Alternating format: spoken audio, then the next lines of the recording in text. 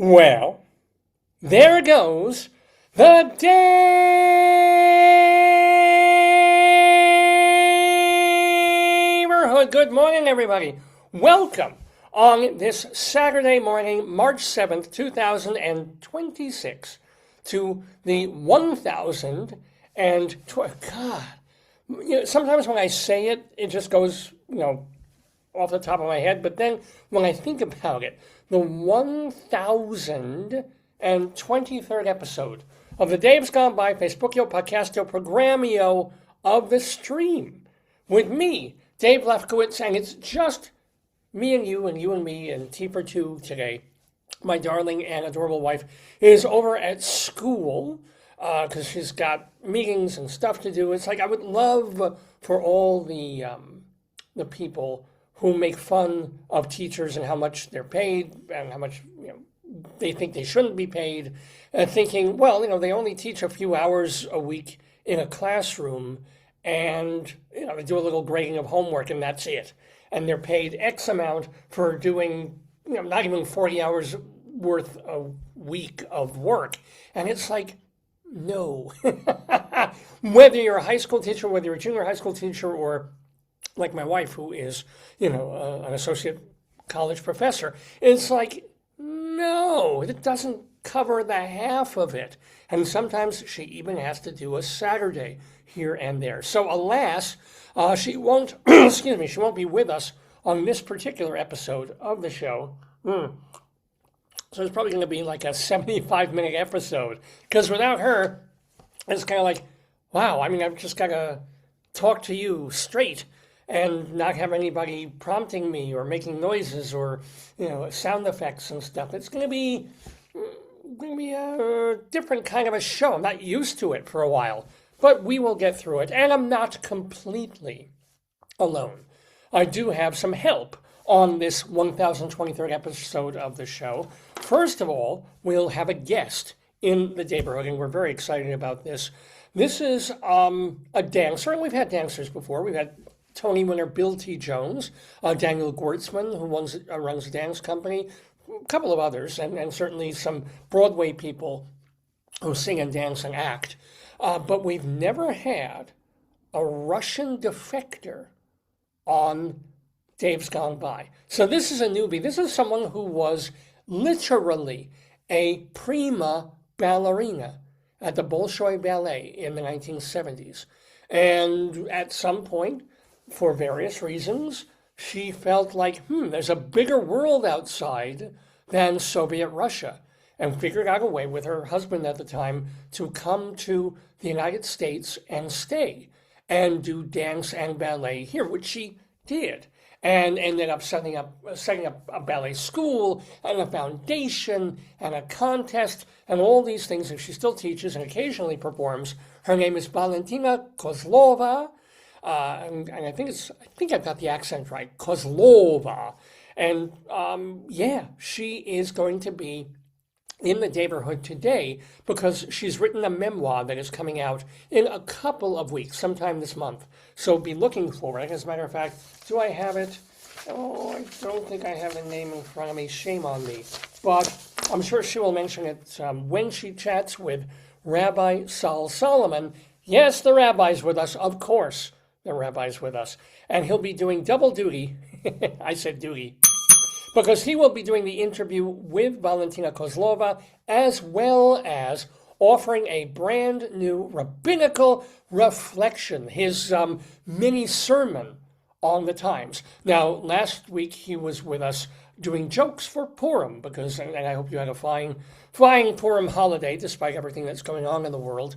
But this week he's got more to talk about. As a matter of fact, something he hasn't done in a very long time for various reasons, because he needs to run it by police and bomb-sniffing dogs. But he checks his mail, which amazingly enough isn't only hate mail.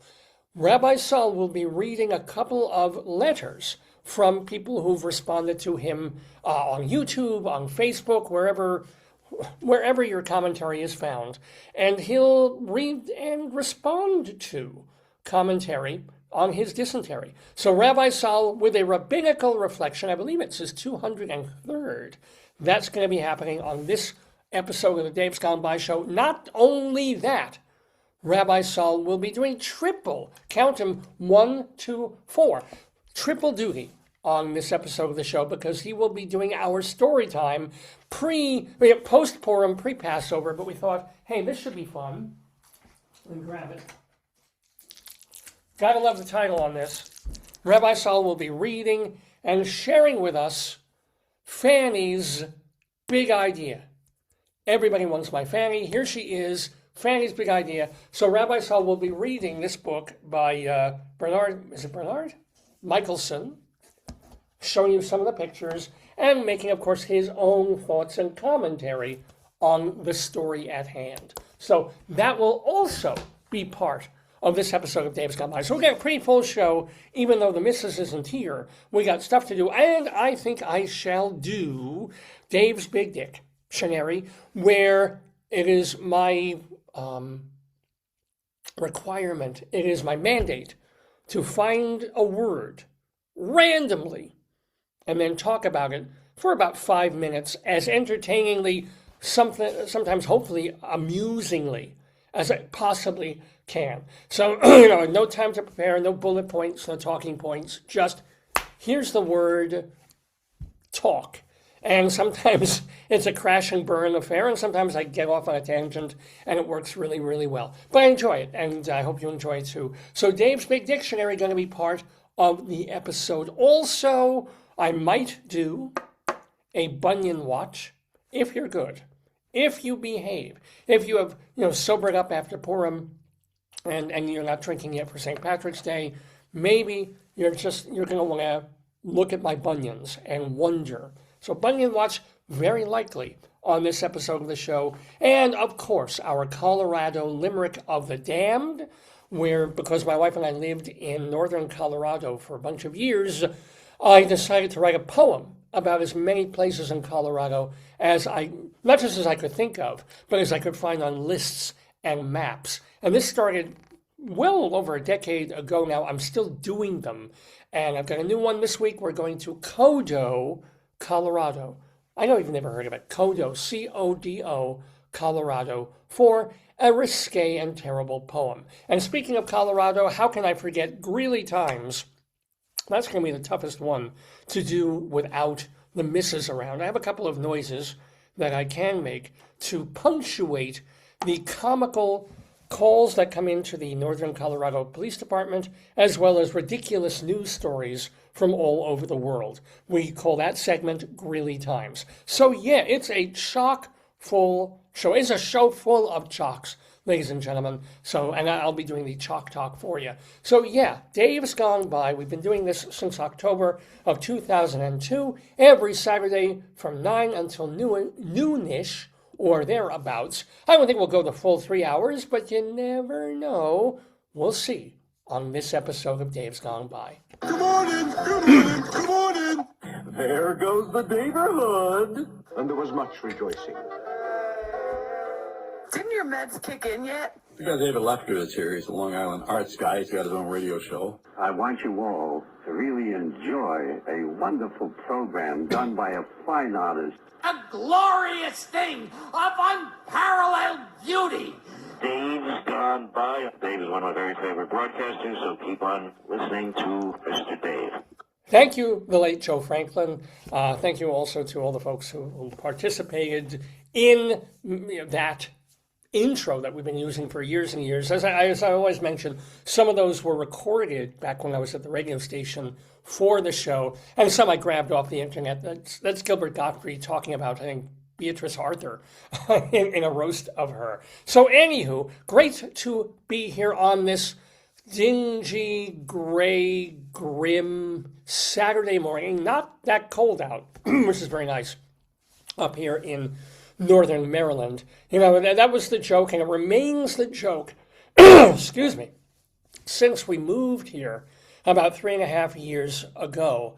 And I'll tell it again real quick. It's just that we would be here, we first moved here in late summer, and we would have these gorgeous weeks, warm weeks sometimes, hot, sunny weather, beautiful outside, and then Saturday would come around, and I would try to do the show, and outside it was just like, Outside would be pouring wet rain, gray clouds, meh.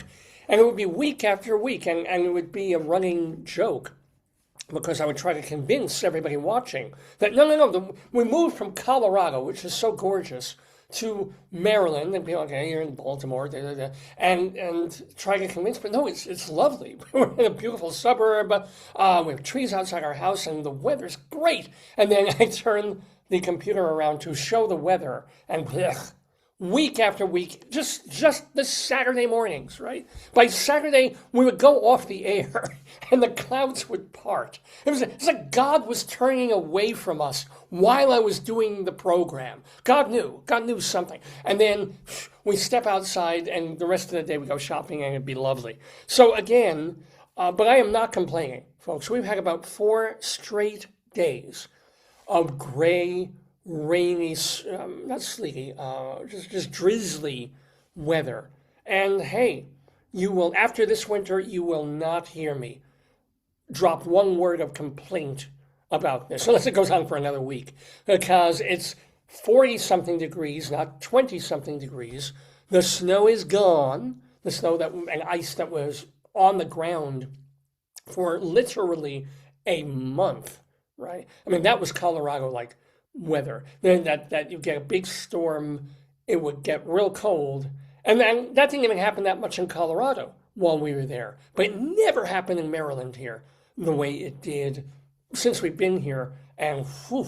So the fact that it's been just rain, come on, God, soak our lawns, soak our trees, soak our bushes, make this so beautiful by the end of March, early April. I was outside before because I had to drop my wife off at work, and I looked before going in at our areas of shrubbery around the house, and there it was, crocus buds, not the colors of the flowers coming up, but the leaves of the crocus. And yeah, sometimes they come up in January, but not this year. Finally, here it is, early March, these green shoots, these leaves coming up when the branches on everything are still bare, right? And there's a tree right outside the window of my wife's home office where I do the program every week. And it becomes beautiful week after week after week when spring starts. And you just see the buds, and then it blooms, and then there are a zillion birds in it. It's fantastic. Right now, it's still like, there's rain on it, raindrops everywhere, but it's still gray, brown, bare. You can't see any kind of bud. I'm literally looking at it as I'm not avoiding you. I'm looking at the tree. And they're like, but I saw crocus buds this morning. Things are looking up. They're blooming. They're happening. So, yay. What else is there to talk about? Usually I have, speaking of bullet points, things to mention or talk about my week and share with you and be amusing about. For me, pretty quiet week, which was really nice. I worked on a lot of stuff for the show. I've been updating my the website for this program is davesgoneby.com. The other website that I administer, I do a couple of them, but the one for my own writing is davelefkowitz.org. So I've been kind of recasting and redoing the pages in that to make them more uniform and to add more links to original tear sheets of my published work, and it's just stuff like that. So I happily have been able to do a lot of that because I haven't been teaching this semester, which I were on some level, but I'm not. So that's taken up much of my time, but there's nothing to talk about with that. I mentioned it, davelefkowitz.org. Go there, read, have fun. But what do I tell you? I sat there, I worked, I saved things as a PDF, I uploaded things as a PDF. Then I looked and I said, I made a mistake. I can resave it, save it as a PDF again, upload it as a PDF. Cool. Find an image because it looks better with an image. Okay, search, find image, save JPEG, upload JPEG, copy paste JPEG. Great stuff. This is my week. This is the reason I don't come on here and talk about a lot of my time spent during the week, but that's okay, right? I have to say it was a good week overall, as far as that is concerned. What else, though? I mean, one thing I don't generally talk about on the show that much, I kind of let Rabbi Sol do the talking, is about politics and the world at large, because my wife has a job she wants to keep. So I'm not going to get into what's going on that much in the Middle East, right? It's very, very clear my sympathies lie with America and Israel.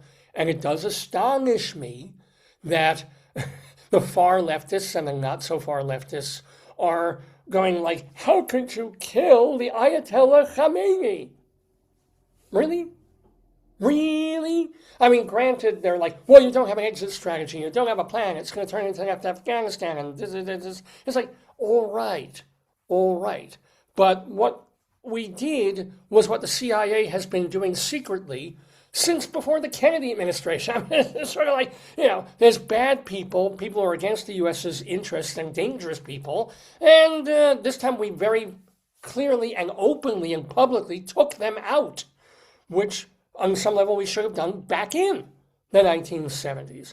The best thing I read was this little Facebook posting or tweet by someone who said that Donald Trump didn't start a war 10 days ago. He didn't start a war a week and a half ago. He's finishing a war that was started in 1978, 79 when they took the hostages. Okay, that's what this is. There have been two supreme leaders in Iran in all that time. The Ayatollah Khomeini, and may he rest in hell, and then Khamenei, who came in after him and now is gone, and now they're trying to figure out what Hydra head to put on top. And so, we got the guy, a terrible guy. Yay!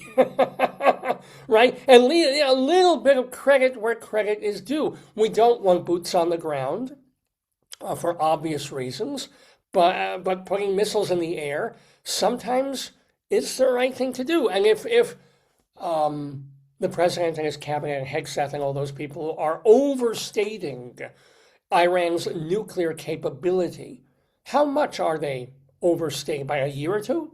By 5 years? Take them out and, God willing, get a real regime change there that will change the whole geometry, the whole chessboard of the Middle East if we're lucky. And it won't be overnight, right? Unfortunately, apparently this conflict won't be overnight. But it's amazing how many people I have to block on Facebook or unfriend who are just like, this is, America doing the bidding of Israel and Israel's war. And that's like, shut up, right? These are people who we should have declared, the best thing that Jimmy Carter could do when the hostages were taken was crash 3 helicopters in the desert trying to rescue them.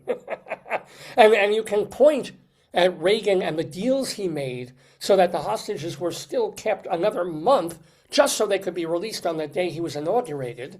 Right? But he got them out, right? They came home because I guess Iran was a little more afraid of Reagan than they were of Carter. I'm hoping that Iran and the Arab world that isn't getting along with us is more afraid of Donald Trump. Everybody's more afraid of Donald Trump. But that they're more afraid of Donald Trump than they were of Joe Biden or of Obama or even Trump 8 years ago, right? I'm hoping this is a lesson and a message that says, play ball. Be a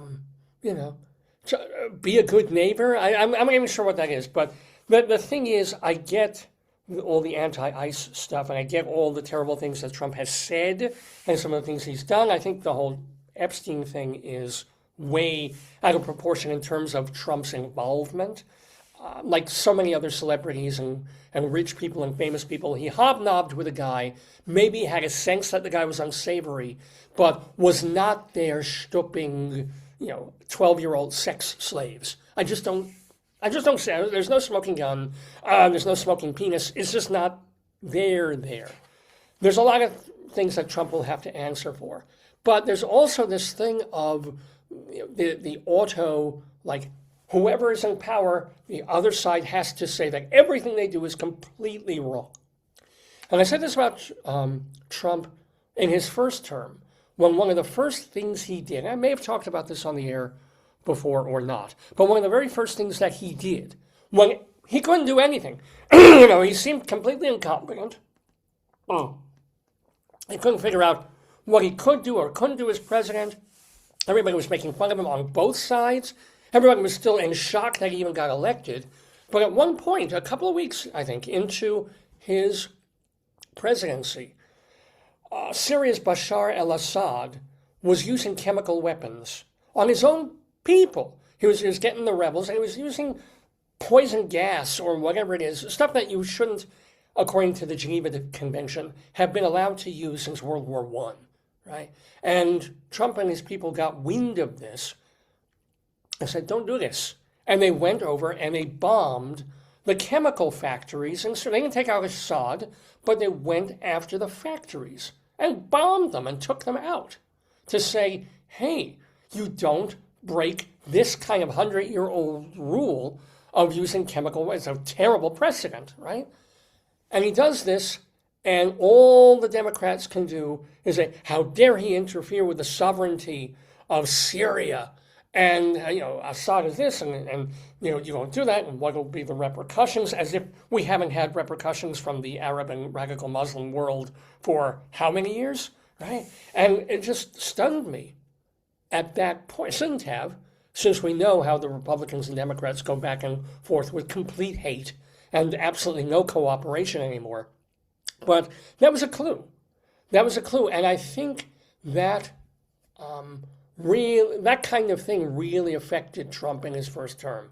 He probably thought going in, it's like, okay, the Democrats aren't happy that a Republican won. They wish it weren't even me. But I'm there. Let's work together. Let's work on health care. Let's work on this poverty. Let's work on border control in a certain way and blah, blah, blah, blah, blah. And the Democrats were, no, you're a moron. No, wrong, everything. Every single thing that came out of his mouth, completely 100% wrong and evil. Well, when Trump came back into office, it's like, can you blame him for having an enemies list? Can you blame him for not even bothering, since he has both houses, right, to work with on his side, to not even cock an eyebrow at the Democrats or the left or the moderate left? He's like, you had your chance to work with me. Now you're working against me still. I'll work against you. Bye-bye. Bye-bye. Don't let the door until let's see what happens in the midterms. And then he'll leave. Well, he'll be a lame duck. But then we'll see what he has to compromise on to get anything done. But the thing is, it's sort of like so much of this just goes back to being negative about something that ostensibly you should have some positivity about. And it really, it's one thing to worry about ICE and the steps that they've taken and the murders that they have committed and the bad this and the bad that. It's another to completely turn your back on illegal immigration without trying to fix it and think, well, it's no problem, just like everybody in, which is also a thing. So, for when I read in postings or in messages or things on Facebook or on YouTube, and people just automatically like, what? Trump is bombing Iran and Israel is bombing Iran? Well, if it's under Trump's directive and Hexas directed, must be wrong, must be evil, must be terrible. No. It's like, no. Will the person who comes in after Khamenei be worse? Possible, but unlikely. Will there be chaos in Iran for a while? Very, very likely. But was it time for a change? Was it time finally to get back at Iran for taking our hostages and for funding terrorism? Pardon me, this always happens on Saturday mornings. For funding terrorism all over the world, right? Do we get back at that? Finally. And we are. We're trying. We're making the effort, and Israel's making the effort. And I love the, some people are saying that they're trying to downplay the response that the Republicans and the New York Post and the Fox News are trying to downplay how much damage is being caused by Iranians in response to the bombings in Tehran and environs. And they're saying, Israel's getting pounded, and you don't read that in the news because it's like, I'm sorry if Israel is getting pounded. It's horrible. I'm hoping their Iron Dome works like crazy. I want Israel to prevail mightily in this. And for, again, for all the people, it's one thing to say something as a politician and to make official statements and official pronouncements. It's quite another what's really going on underneath. And whatever Trump has said about Netanyahu in the past and Israel in the past, and sometimes he says great things and then the next day he'll say something terrible, but it's very obvious that they're working very nicely together, at least on this particular project. And that is, when you are a Jew and a proud Zionist and your president is, in happy, cooperative, collaborative lockstep with the head of Israel, yeah. At least my 2 cents. Anyway, that's what I wanted to sort of mention to get this episode going. Our 1023rd production of the Dave's Gone By show with me, Dave Lefkowitz. And again, no darling and adorable wife, but she should be back with us next week for our St. Patrick's-ish pre-day celebration of the show. That'll be a fun one, too. But again, we've got Greeley Times coming. We've got Rabbi Sol interviewing Valentina Kozlova. Rabbi Sol doing StoryTime of Fanny's Big Idea. We'll have Dave's Big Dictionary, Greeley Times, I think I mentioned, our Colorado Limerick, and Rabbi Sol's Rabbinical Reflection, where he jumps into his mailbox. So, lots and lots and lots of fun stuff on this episode of the program. So, let's... there, that should get... There's just one little gob, or goblet of phlegm. Oh...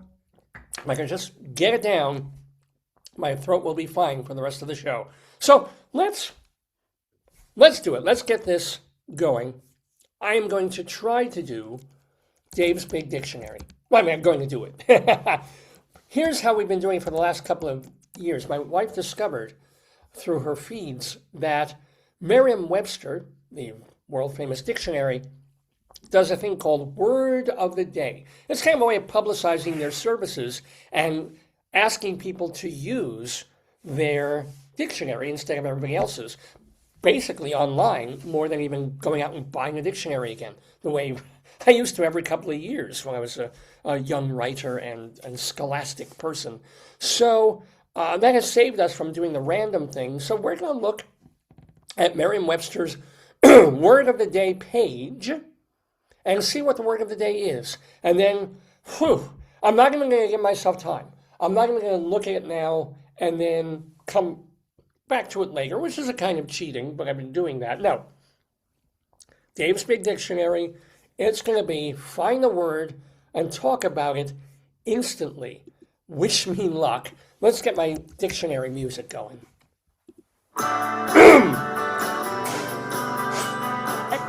Extra, tell all about it. It's Dave's Big Dictionary. Man. There we go. Dave's Big Dictionary's music. Not word of the year. I need the word of the day. Oh, my.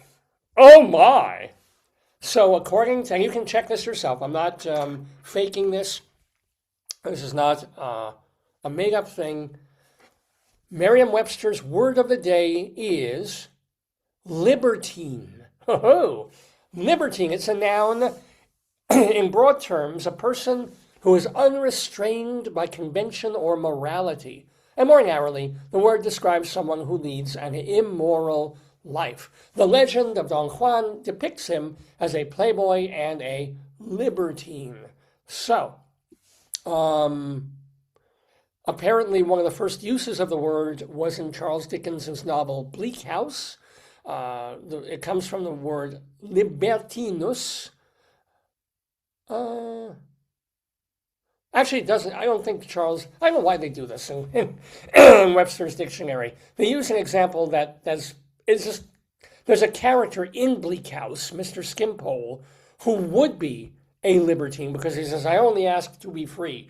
But I don't think the word is in Dickens at all.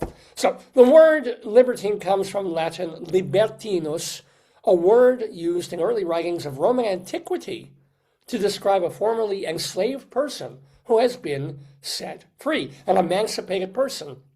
The Latin word is libertus.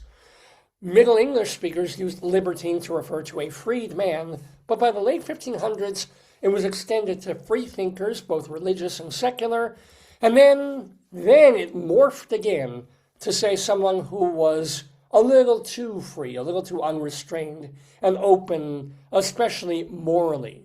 The likely Latin root of libertine is liber, the ultimate source of our word, liberty. Got it. Okay. Man, this throat thing will not let me go. So, libertine, or Dave's Gone By, Dave's Big Dictionary word, libertine. Okay, what does that word make me think of? That's the point of Dave's Big Dictionary.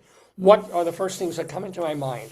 I feel like it was the name of a soft-core, like French, adultish, not quite porno film, The Libertine, to describe like this woman who, it's not anything about morality. She was just, sexually open and free, which is the word without sort of a negative connotation, unless you're a pilgrim or a prurient, right? So that would be my first thing to come into my mind.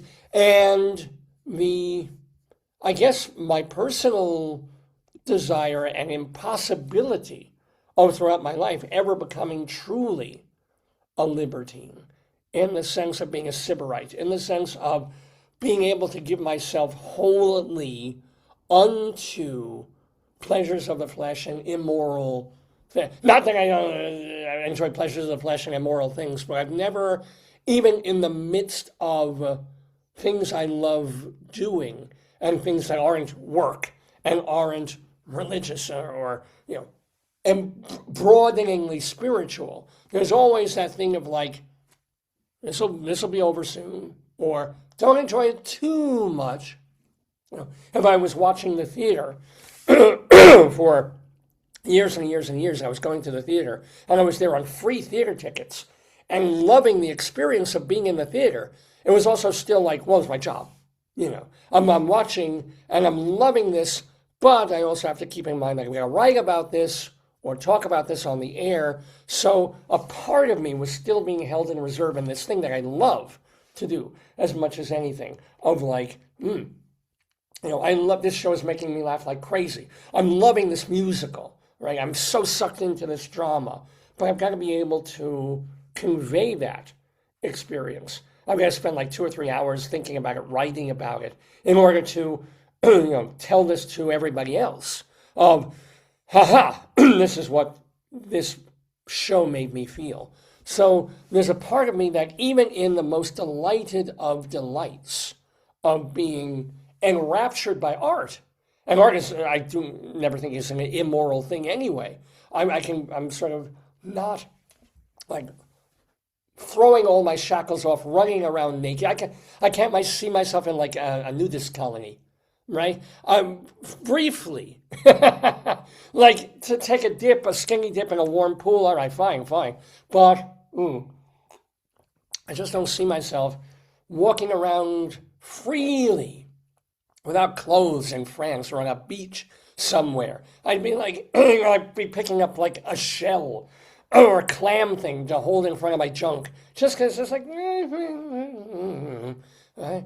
That's just the way I'm made. I'll delight in a meal, right? If I go to a restaurant and it really clicks and they make something absolutely sensational, and I'll enjoy it.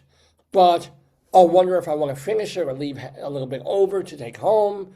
I'll worry about how much it cost. I mean, like, I can't just immerse and not worry about anything else except the pleasurable experience. I can't unshackle myself, for whatever reasons, mentally, background, internally, to just let completely go. That's why I think libertine is really what it's meant these days, is to let oneself completely go. It's the reason I have trouble meditating properly. I can go 80% and then still stand 20% in reserve. And that is it's just my way, right? I can go on vacation somewhere and have a fabulous time, but then worry, did I lose my passport? Or I'm in the middle of standing at a gorgeous museum, in the middle of watching a breathtaking bridge. It's like, are we going to get to a restaurant in time? It's a Friday night, we're not going to get a reservation. It's like something's always going to be internally, as almost a safety check, as almost like a little knob you can turn to make sure that I don't go from being on a huge, almost orgasmic high to being suddenly let down. I think there's something Jewish in this too. It's kind of like you don't hope for the best, expect the worst. You don't build yourself up so much so that when the rug is pulled out from under you, you fall down and break all your bones. Instead, you're sort of like, oh, this is great. This is great. Gotta go. And it's a very that's what it is. It's self-protection, a self-protective measure against the negative side of being a libertine. So, and if you think about that, if you think of, the beginning idea of a beautiful woman who has a million suitors and can sleep with whomever she wants and get gifts and be treated, but at a certain point she'll be, 50 and 60 and 70 and 90, and that part is gonna ebb away, right? And if she doesn't plan while she is a libertine and sock money away in the bank and maybe find a long-term partner back in the 16, 17, 18, 1900s, whatever, she's going to be in some trouble. There are downsides that come with it. So she'll have that rug pulled out from under her the minute she gets a few too many wrinkles. So there's a weird juxtaposition to make, but that's my way of living life. It's like, if the carpet gets pulled out, I'm going to be able to at least hold on to the fringes on the end of the carpet and save myself from plummeting and smashing all my vertebrae. It's a thought. Anyway, that for this Saturday morning is Dave's Big Dictionary here on Dave's Gone By. All right, one down. I'll make a little notch on my notes.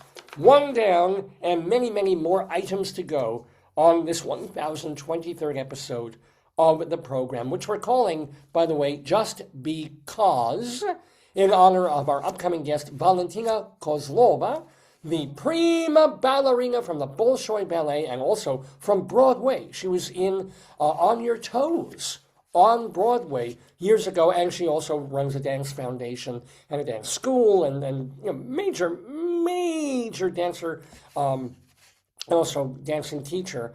Valentina Kozlova talking to Rabbi Sol Solomon in a little while. Plus, we'll have Bunion Watch, plus StoryTime with Rabbi Sol. Rabbi Sol doing a rabbinical reflection where he goes into his mailbox. Our Colorado Limerick of the Damned for Codo, Colorado. Oh my goodness, so much to do. But before we get to all of that, yes, it's time, and again, it's going to be a rather quiet one, ladies and gentlemen, but still with funny things to share, because it's Greeley Times time. And this, as you know, is based on phone calls that come into the police department in northern Colorado. And the funniest real calls are then collected and put in a weekly column in the Greeley Tribune newspaper. And then the funniest ones of those we share with you every week here on Dave's Gone By. It is, as we say, Greeley Times. Did you hear me burp? Greeley, Colorado. Oh my goodness, what a wonderful city. Oh yeah. Oh yeah. By the way, that is not me singing. Just letting you know. So Greeley Times is, and also part of Greeley Times is funny and ridiculous news stories from all over the country, all over the world. We have a couple, so let's do this. Let's start with. It's funny, when my wife's not here, the phone doesn't ring. Oh. Well, maybe I can make it ring myself. Oh, we have a phone call. Look at that phone call. I'll grab the Pooey phone. Hello, first call of the day. A caller, and remember, these are people complaining about stuff that's going on in their neighborhood in northern Colorado. So a caller saw an albino peacock loose in the area. Well, I wonder how she could see it, if it's raining around, but especially in the snow of Colorado. When she see a blur? But no, it is very sad about these albino peacocks because NBC is cutting its costs. But this is really, I wonder if they had one or two peacocks, must have been two, a couple of months ago, getting loose in northern Colorado and just being like bunnies. Because literally, they have the albino peacock on one day. And then the next day, another caller called the police department and said a peacock is running around. No mention of it being albino or the look of it. It seems to be a regular peacock. So is there a stray peacock epidemic in Greeley, Colorado? And if there is, oh God, please take pictures. I want to be there. I want to see that. We have, obviously, I tell you all the time about our deer and our fox running around in our backyard. And we have, at least for the last couple of years, we've had a groundhog living under our shed. But peacocks and turkeys we do not get. In Colorado, they get this. So, Anyway, we have an alert. Sometimes these phone calls, these stories that come in from northern Colorado are so amazing or so unusual that we have an important alert. And it can be a chicken alert if there's a story about a chicken. It can be a Fort Lupton alert if it's a story that involves Fort Lupton, Colorado, because I just love saying the word Lupton. Say it with me, won't you? Lupton.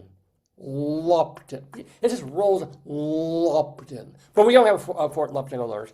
What we have, and then sometimes we have an awe alert, where it's a story that's really, really cute. It's like, aw, and we alert you to be ready to listen to the complaint that came in, and then at the end of it go, aw, right, so that you're ready for it. It doesn't spring on you by surprise. Well, we have an alert. This is an all-time classic alert. It means that, you know, if I ever do a 2,000th episode of the show, we did a 1,000th a couple of months ago. If there's ever a 2,000th and we gather up the best of the best of the best, this one. So, ladies and gentlemen,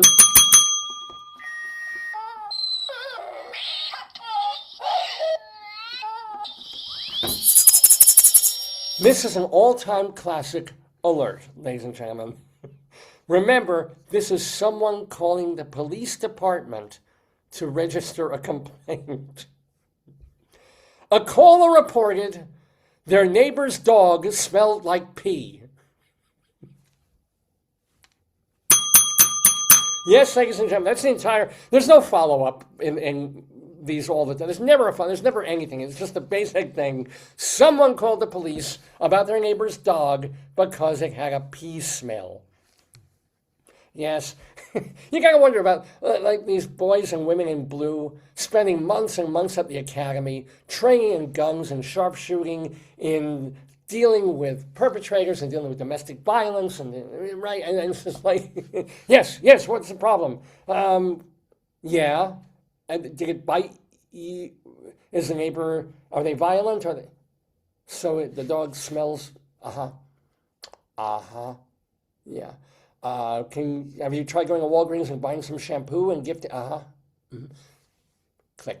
Anywho, yes, that was a real phone call to the Greeley Police Department. The caller, another caller. We have this, I'll use the screaming goat phone. It's a really irritating phone, but it works.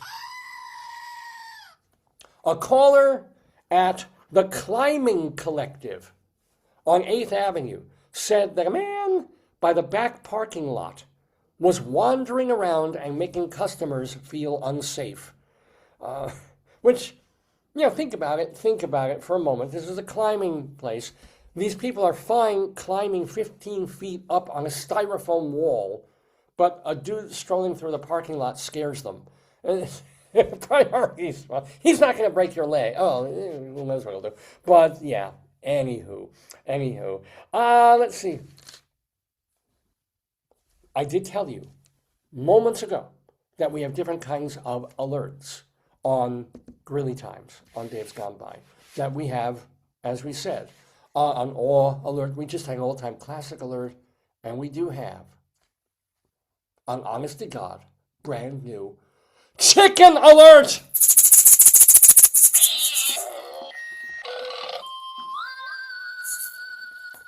Chicken Alert just means that our next call, our next story, is about a chicken.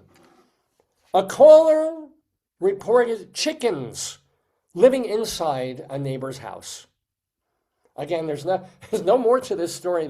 Don't be waiting for part 2. Don't be waiting for chapter 7. The caller reported the guy's got chickens inside, apparently, the house. And by the way, he asked the owner about it, and the owner said, "Oh, give me a beak." No? All right, don't peck at me. Here we go.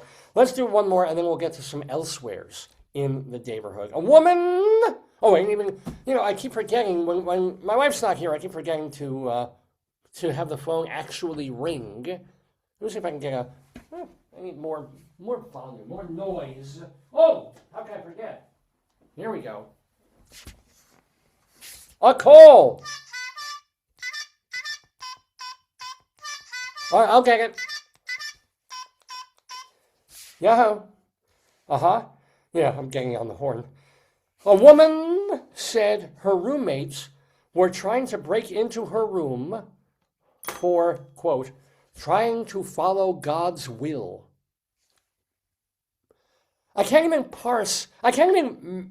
read that again. A woman said her roommates were trying to break into her room for, quote, trying to follow God's will. Did she mean that her satanic roommates were trying to stop her from following God's will, or did they mean that the roommates, were following God's will by breaking into her? I don't know. I am guessing the policeman. If I can't do that, my wife can arch an eyebrow. I can't do it. But if I were a cop hearing this, I'd be like, I arch this one up and go, yeah, just a little bit of cynicism. Anywho, I am not cynical about continuing Greeley Times, but instead of just the stories from the Greeley Tribune and Northern Colorado, which, by the way, are compiled these days by Andrea Grajeda. Thank you, Andrea. We have elsewheres. We have stories that come from other places around the world, generally reported by this wonderful magazine or online magazine called the Shepherd Express. And thrilled that I was able to find these, because there was a point when Greeley Times or Coplog in the Tribune was on vacation, and we were running desperately short of these stories to do Greeley Times on, and then found Shepherd Express, and it's crazy stories from all over the world, and wonderful. Anywho, we go all the way to Fairbanks, Alaska, for this particular true event story in the news, originally reported by the Sun Star there in Alaska. At the University of Alaska in Fairbanks, master's student Nick Dwyer submitted 160 images made through collaboration with AI to an art show. Dwyer said his work, quote, explores identity, character narrative creation, and crafting false memories of relationships after a state of AI psychosis. So, in other words, we know that AI, when you start to ask it things, and there are things that are completely 100% true, and then it starts to hallucinate and tell untruths or grab things from the internet and link them together when they shouldn't be. Okay, fine. So he's using AI to do 160 photographs, or fake-ish, some of them, photographs, co-designed with AI. However, Fellow student Graham Granger, age 19, not a fan. On January 13th of this year, Granger protested the exhibit, not in the best way. He ripped the artwork off the walls and began eating it. He chewed and spit out at least 57 of the 160 images in Dwyer's exhibit. Why? Well, Granger said he opposed Dwyer's use of ChatGPT and the school's AI policy. Said Granger after his meal, quote, "I'm surprisingly fine. I've eaten paper on like dares before." These are the people. You wonder why conservatives are looking askance at higher education. This is what the youth of today does. This was not a spontaneous way. He's eaten paper before. Obviously, he needs pulp and fiber in his diet. Just hoping he turns a new page in his life. So, but this is true.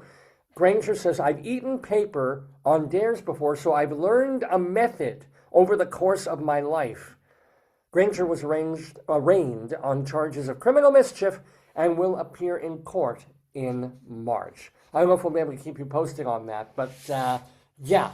You know, it's horrible when you hear these stories over the years of anarchists who go into museums and gouge into paintings and tear them. How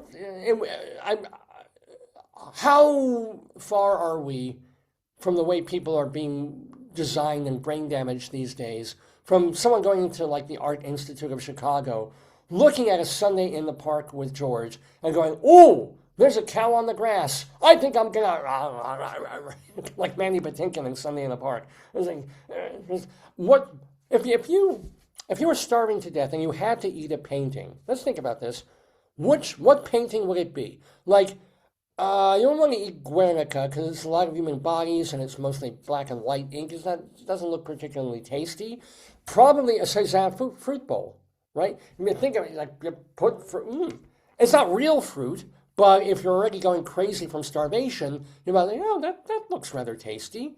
And if you're luckless, you're in one of those Dutch or Flemish paintings that's still a still life of a bowl of fruit, but it's already starting to rot because it's starting to show both the birth and death. So you've got the ants crawling on it and the rotting fruit. So maybe you're stuck eating that. Yeah, not sure. I think I would want extra water if I were trying to eat Christina's World, because it's all this grass, but it's brown, right? And then you got the girl in the middle. I try to eat around her don't go there.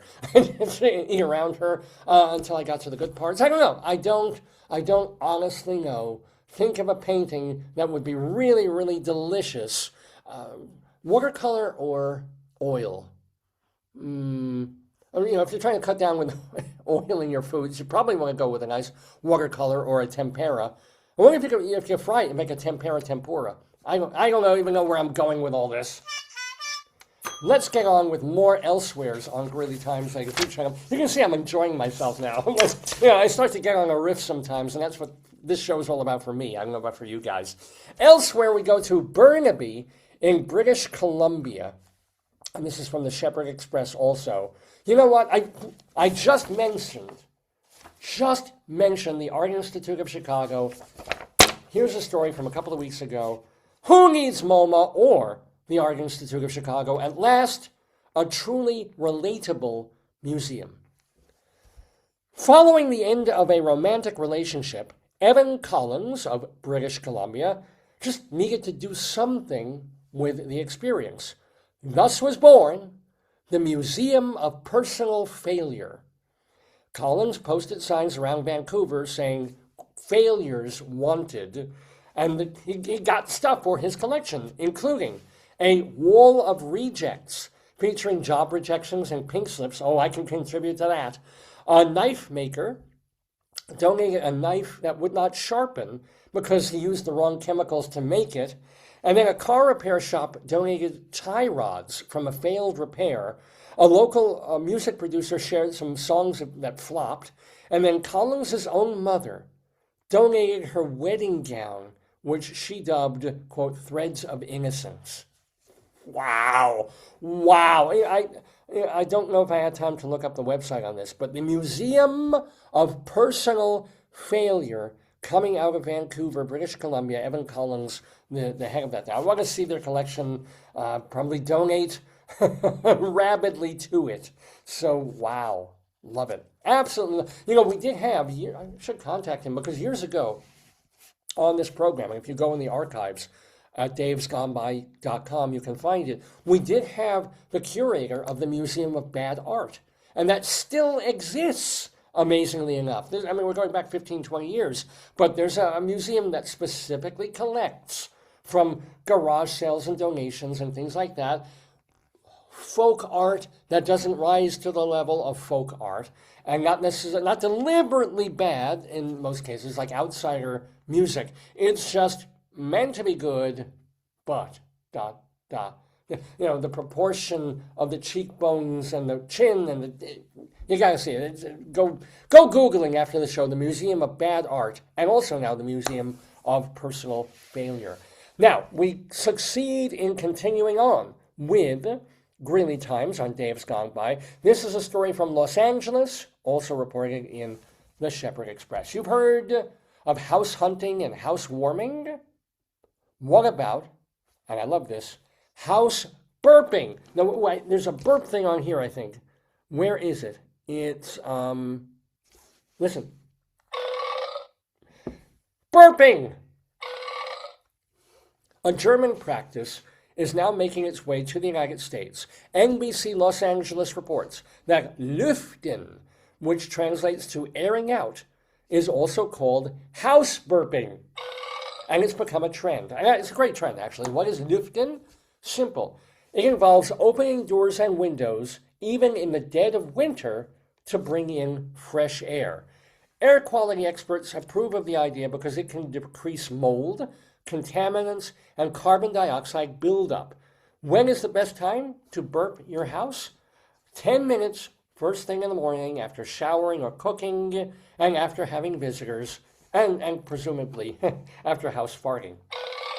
But no, I intentionally do this. For long before I read this story, if I'm cooking meat or the rare times I cook fish, and my wife is very sensitive and susceptible to smoky smells and hanging in the house. And if I'm using the air fryer or even the oven, it's kind of like, I will throw open the window while it's cooking or after I'm done, not to have the smoke alarms go off, and just because you you feel it in the house, you smell it, you sense it, and if you just get the windows open. But I love this idea of burping, of opening a bunch of windows, even if it's really cold, and just for a little while having that transfer of air. How many people have been killed in their homes by carbon monoxide poisoning? Their detectors aren't working. They don't have detector. What's his name? Weird Al Yankovic's parents died while he was on tour because they just sat there or watching TV and died. And it's a great way to go if you're ready, but if you're not ready, if they had burped their house that morning, probably still be alive, at least for another day or two or three. So burp your houses, ladies and gentlemen. And I guess, I don't know, when springtime comes and you want to wash off greenery and mold and old ice and schmutz and burnt crap from in, maybe that's peeing your house. Could be, or drooling. Drool your house in the spring. They should have one for every season. Like we were changing the clocks back tonight, so we should have a seasonal burping, farting, drooling. Not gonna go. Anywho, let's have another elsewhere on Dave's Gone By. This goes to Ovidio. By the way, it's 10 o'clock in the morning, Eastern Time, here in the Daverhood. You're watching Dave's Gone By, our 1023rd episode of the show. We're calling it Just because Valentina Kozlova will be with us shortly. But right now we're in the middle of Greeley Times and our elsewheres from news stories from all over the world. Oviedo, Florida, is where this story is from. Hey, where's Frank Zappa when you need him? 51-year-old Kevin Westerhold was arrested last month at his Florida home. Westerhold was sought after an incident in late January at Windsor Hills Resort near Disney World. What do you do? The Osceola County Sheriff's Office wrote, and I quote, "A male, partially clothed, engaged in a sexual performance with a vacuum cleaner." Unquote. Yep. A male, if you ever heard the Joe's Garage trilogy, a male partially clothed engaged in a sexual performance with a vacuum cleaner. Witnesses provided a cell phone recording of the act, but the suspect had left by the time officers arrived. Other area residents had reported similar occurrences to the HOA last year. Westerhold was charged with exposure of sexual organs. It doesn't say where I guess it would outside, but where would he have plugged it? Well, I know where he plugged one end in, but what? Did they look through his window? Was he in the yard? Was it a Hoover? Was he getting sucked off?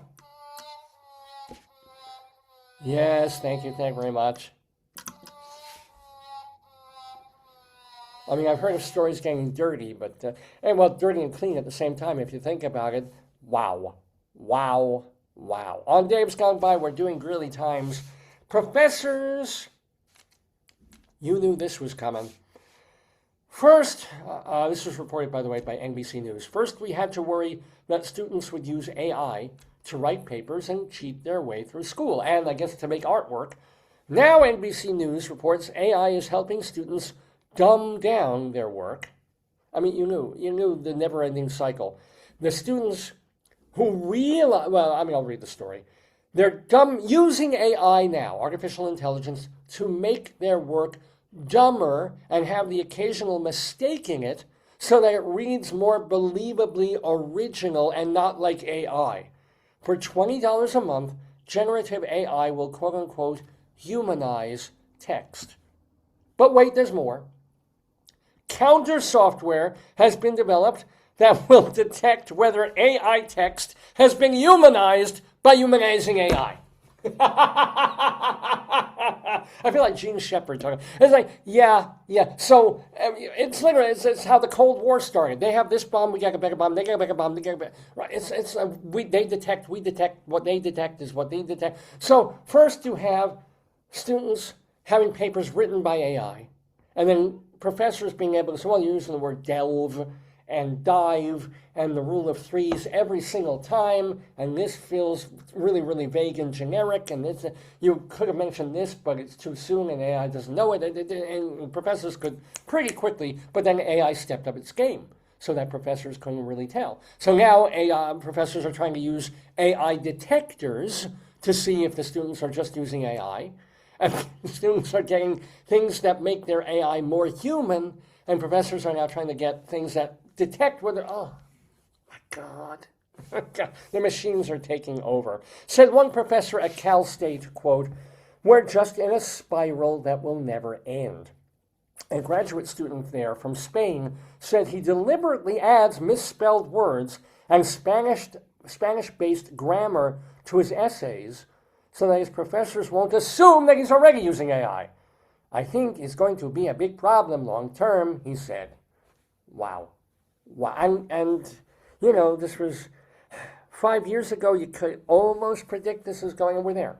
We are there to the point where, and I've spoken about this, I've even told this to my English classes, of saying we're 5 years away, 10 years away. I probably overestimate it, to the point where you're just going to send your essay into a machine to write it. You're going to give it to me. I'm going to put it in a machine to grade it. Then you'll put it in a machine to correct it, and then my machine will recorrect it, and we'll all go home and go to the beach. That will be English 101, 102, 301, 701 in the years to come. Anyway, everything will be about programming. Let's before I get all head up about this, Shepherd Express has another elsewhere story from the National Rifle Association, the NRA, in legal news. The NRA has another lawsuit with, this time, itself. the NRA is suing the NRA Foundation, which is the charitable arm of the NRA, for passing itself off as the regular NRA and therefore unlawfully appropriating money donors money that donors thought was going to the regular NRA. Right? Beautiful, just beautiful stuff. Hey, why not, if you're in the NRA, why not try the lawsuit and just take a shot? Our next one is number one with a bullet. We go to Toulouse, France, because we've got nothing to lose. The Irish Star reports, Ranguille Hospital Emergency Department had to be evacuated after a man showed up. Speaking of evacuation, they had to evacuate this hospital in France because a man showed up with a World War I era explosive in his ass. Oh, the Irish Star reported, this is real. The Irish Star reported that the 24-year-old man was complaining of discomfort because of an inserted object. Doctors did not realize what it was until they started to treat him. Hospital staff alerted police, who locked down the facility until bomb disposal experts determined the device was harmless. Surgery proceeded, and the 8 by 2 inch shell was successfully removed. Bomb and bum, no go boom. But, actually, I think I do have bomb on here somewhere. Let's see, but where? Cartoon, kaboom.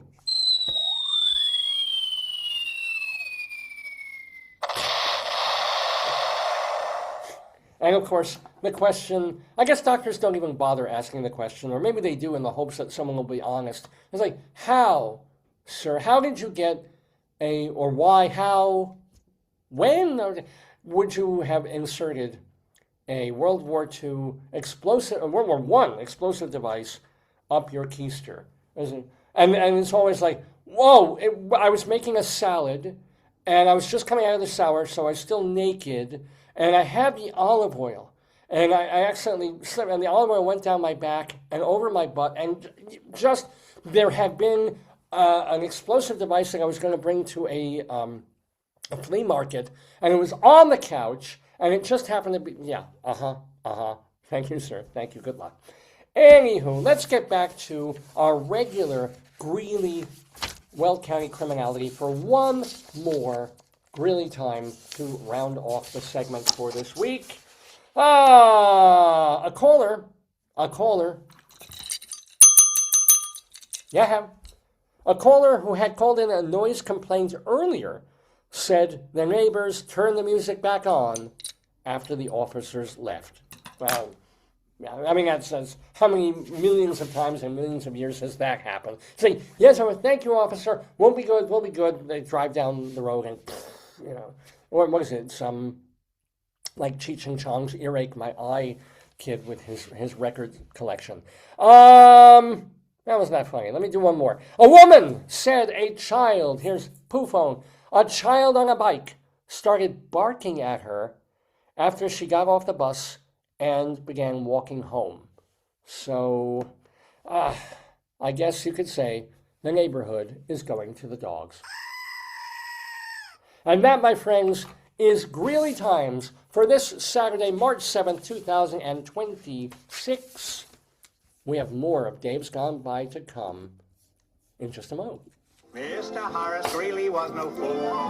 I'm sure that you'll agree with me that Greeley was no fool. What he is getting at is that Mr. Greeley was no fool. Yippee-yi! Yippee-yi, yippee-yi, yippee-yi, yi-yi, yippee-yi, yippee-yi, yippee-yi.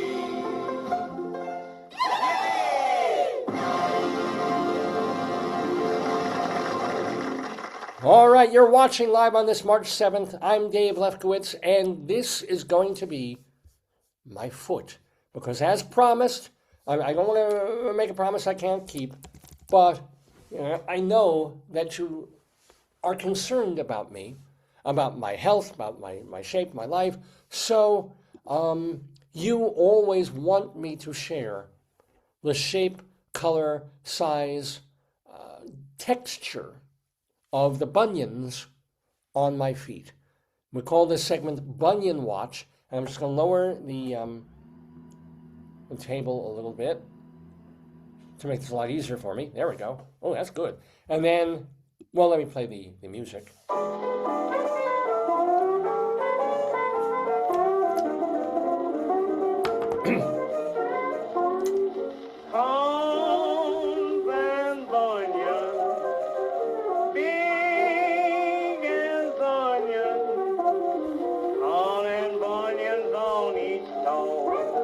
Yeah, okay. So here it is. Ladies and gentlemen, I'm going to put my foot up on the table here. This is my right foot bunion for this week. Look at it. It seems redder on camera than it is in real life. It is this bulbous in real life. I really do have like a massive right foot bunion there. But it just seems more inflamed than whatever. It gives me, thank God, no trouble. And it is impressive. Look at it. It kind of looks like a red bean today. Look at it. Oh, look at that. And then my left foot bunion, which is the bunion that started this segment 3.5 years ago. Again, it must maybe the lighting or something like that. Ooh, what an interesting position that is. Wow. Whoa. I always find new ways, angles of doing this. But you can see the curvature of the bunion. My left one looks really massive this morning. Whoa. And there's my foot. Really should clean my feet better before I do this. And notice the rough, calloused area under the bunion there. Yes, ladies and gentlemen, because no secrets between us. You know, this is the kind of show where I tell you about my life and whatever I'm comfortable sharing, which is almost everything, not everything, but to share with you and show you the bunions of my feet, which, I had to cultivate. I was born, of course, with bunions, but they weren't this size. I had to grow them. I had to polish them. I had to water them. I have sent money to Israel to grow bunions in a forest once a year in Hebrew school. We would say, they need more bunions there. Please make a donation. I would do this because I know what it is like to have bunions and be proud of them. Ladies and gentlemen, that's Bunion Watch for this Saturday. We have much more of the show for you. We've got our Colorado Limerick of the Damned. We have Rabbi Sol's Rabbinical Reflection, where he goes in to read his mail in the mailbox. We'll also have Storytime with Rabbi Sol reading Fanny's Big Idea. So lots and lots more fun to go in the show. But let's get to our main event, and it's going to be great. Rabbi Sol is going to be interviewing a dancer, a dance teacher, and I'm talking like major ballerina type dancer who's danced on Broadway and also at various American ballets, as well as the Bolshoi Ballet. She was trained as a dancer since childhood, brought up in Soviet Russia, right?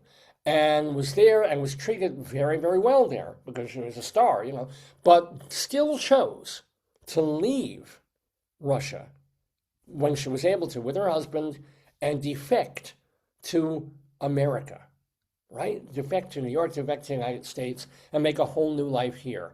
Whoa. That's quite a story. She's going to be telling that story in her memoir that's going to be published in just a couple of weeks, if it's not out quite already. Her name is Valentina Kozlova, and she is in the Daverhood with us. I just have to share my screen for the moment. There we go. Let me just need my glasses to do this. And Rabbi Sol, of course, founder of Temple Sons of Bitches, is doing the interview with her. So I hope you will enjoy it. You will absolutely enjoy it. It's going to be a great conversation. Here is Rabbi Sol and prima ballerina Valentina Kozlova. Hello, shalom, my friends. Shalom, my enemies. This is your old pal, Rabbi Sol Solomon, founder and spiritual leader of Temple Sons of Bitches in Great Neck, New York. And, a lot of people say that I am in many ways defective. But we have with us a defector, an actual ballerina who danced with a Bolshoi ballet in Russia and then thought, I don't think I want to be in Russia anymore. So she and her husband got out. They came to New York. They danced all over the place. They danced on Broadway. She did in On Your Toes. And since then, she's done more dance, a lot of choreography. She's taught dancing. She actually opened a dancing school. Let me give some exactitude here. She founded also a dance foundation and a dance competition. She has taught for the Boston Ballet and the Joffrey Ballet, among others. And in 2018, the Andrew Carnegie Foundation recognized Valentina Kozlova as the Great Immigrant, Great American. And she has a book coming out, of course, because you're going to want to hear about her life. Valentina Kozlova! Shalom to you, welcome. Shalom, shalom. I was going to say it in Russian, but I forgot. I know Dos Vidanya is bye-bye. How do you say hello? Yeah, you say Dobry вечер. Oh, Dobry вечер, but good night. Or in the morning, Dobry din. So this is more airing in the morning. So Dobry din to you, or Dobry вечер. Добрый день, добрый вечер, доброе утро, good morning. Yeah, it's been so long, let me tell you. But glad to have you. Glad that you are here as an American. So let's first of all, are you choreographing anything? Are you directing anything? Are you teaching? Or where are you in your career before we get to the book and your life story? I am teaching, I'm coaching, I'm doing in a couple of weeks international ballet competition in New York. And in April, I will be dancing a little bit.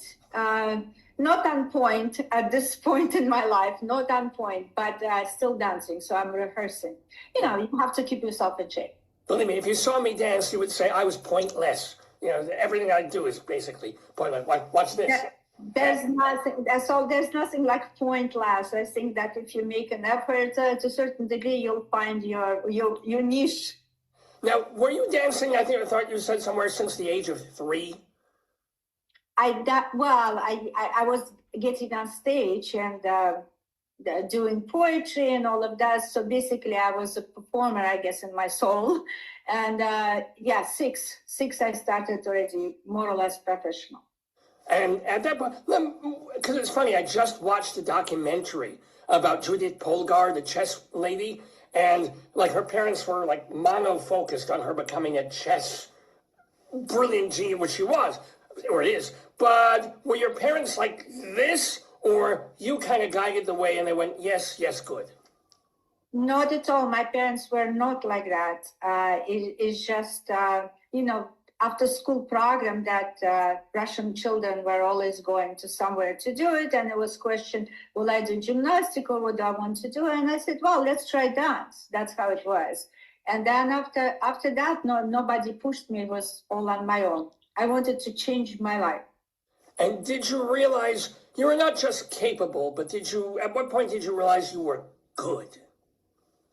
Yeah, well, if I was taken into Bolshoi school, because it was very difficult, like 3 rounds, you go through, up to 3,000 kids applied. Only 30 were taken, 15 boys and 15 girls. So that says something. So once you're taken, you know that you almost say that like it's the end of your childhood because you started to be professional. But I was happy because that was my life. So it's not like I'm missing my childhood and playing with friends. I mean, I just was happy that I had exactly what I wanted to have. So when you're doing all these classes, aside from going, I assume you still had to go to regular school for a few hours, but your life was focused around dance when you were 10, 11, 12, 15 years old and loved it. What did it instill discipline in you? What was the life like, especially in Russia in the 1970s? Life was safe for children. you can walk alone on the streets of Moscow, cross big highway, and if you, for example, if you see some adult, so then you ask for help and they cross over, that you take bus or subway or whatsoever. And I didn't have to go to an academic school because we had a special program developed by Soviet government at the time. So it was all in the same building when we had, besides all regular academic programs, we had, of course, ballet lessons, character, folklore, anything regarding dance. On top of that, art, music playing, music study, and also philosophy, theater, starting from Greek theater to nowadays. I mean, anything and everything that we had also breathing exercises, like trained like opera singers, and also gymnastics. So it was all in one building. So we'll start, say, when I was 9, it was from 9 in the morning until 6, and then later on from 9 to 9. Wow.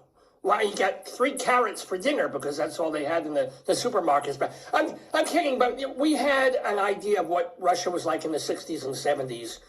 Was it that, first of all, I'm always curious, did they tell you that Americans were horrible and evil and we were a terrible, terrible country? That, you know, what did they tell you about Americans, and what did you actually believe growing up about us? Well, what I believed, they told us that the country, that Soviet Union was the best country in the world, and we believed because we didn't know anything different. And then when you started to be a little bit older, and at the age of 13, I had the chance to go to France, Monaco, Italy, Spain, dancing. And that's when you see the other side of the planet. And so as young as you are at 13, still brain is young, that you realize, wait a minute, there's something else behind the scenes. And that's basically it. And television and all press was very restricted. So we've seen what we had to see and nothing more. So was there deprivation? Was there, like when you would go into a market to buy food, we would have this image of there'd be 1 can of beans on a shelf, and that was it. I mean, was it like that, or did we get an exaggerated? It was. No, you're right. Yeah, you stay in the long lines to get, I don't know, eggs, whatever that you need to get, and you pay the ticket. By the time you get with your ticket, they say, oh, we don't have right now. Wow. So you go through all this, you become a ballerina with the Bolshoi, right? And so you get to travel the world, which is a thing that all these other people in Russia can't do. But you had a pretty privileged life in the Soviet Union. Why? I mean, by the way, we should mention, you are not, unlike me, you are not a Jewess. You're a non-Jewish person. So we always figure the defectors, a lot of them were Jewish because they were oppressed. And why did you and your husband go? Well, let me put this, that, for example, we had everything in our profession, great coaches, great culture. You cannot take this from Russia, whether it's Soviet Russia or Russia. And, but it was designed by the government repertoire, for example. So you only can dance whatever is in this theater. To go by yourself abroad, that was not allowed. You only go with the group and you dance. While being in Russia, that I've seen foreign companies coming, dance companies, and it was absolutely like a revolution, something that I never seen before, and desire to learn all of this and to see was, I guess, a very mysteriously greater than just staying and be comfortable. That's true. I had a privileged life, but as an artist, that you want to go forward, and that was the huge desire. Besides, I travel a lot before, so I've seen life in different countries, which seems to me sort of you're responsible for your own life. It's like free. You can do whatever you want, really. And so and the interesting thing is, you met your husband on the trip. You met in New York, right? And then you decided that time you were thinking about it, but you waited until the next trip to actually defect, right? Is that the deal? No, I met my husband when I graduated, and it was organized by Sol Solomon to come to the United States, and it was part of graduation class of Bolshoi Ballet Academy and some artists from Bolshoi Ballet, and that's how we met. And then I came back and I started to work in Bolshoi, and eventually we got married, and then he introduced me to this idea. I didn't know that people can defect, because my head was only like in the culture and dance and all of that. Right. And so the realization is to be able to even experience that or go for this huge step. You have to be a real someone. So we worked very hard to be on top, and also we were young in age. So that seems like it's a possibilities to make in the West, and then it was like in 1978. It was we tried, but it was impossible to do it. So we came back, but 2 or after that in '79, there was a possibility to do it.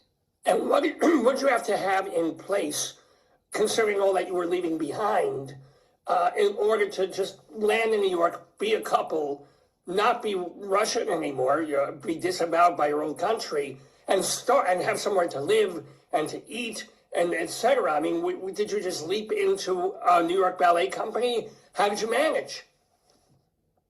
We decided not to join any company, because in reality, as much as we wanted to work with other choreographers and learn so many pieces, that we didn't know dance world, and especially classical world in reality. And it was like a strange realization that in the ballet, in the classics, it wasn't up to Bolshoi, for example, but in anything else, it was very magnetic, like you really wanted to try. So for about a year and a half, we had guest engagements, many, and then eventually settled in Australia for a couple of years, but like permanent guest artists. So we have like certain performances, certain weeks in Australia, and then travel some other places, come back to Australia. So it was like. And of course, as you know, that was on your toes, and eventually joined New York City Ballet as a principal, and life continues, and it was extremely fulfilled and very exciting. So what was your favorite role when you were at the height of your powers as a dancer? Did you have one favorite part or one favorite evening of a particular ballet? Not really. I dreamed to my first full-length ballet as a lead, as a principal dancer, should be Swan Lake. It was. Then I wanted then I will say it's very close to me, because that's what I wanted. It's actually happened. And then every time I thought about something, another ballet, it happened. It's just like whatever was on my head, it's like a magician, it happened. My last performance with Bolshoi in Moscow was Lavrovsky Romeo and Juliet, and Leonid Lavrovsky, choreographer, he created this with Sergei Prokofiev. That was his first version of Romeo. And it was the last performance in the Bolshoi, and my first performance and the last in Bolshoi. Whoa. Wow. Did you work with Balanchine at one point? Yeah, a little bit, because at that point he already was not that great, not well. Okay. But did you learn anything from him, or what was he like?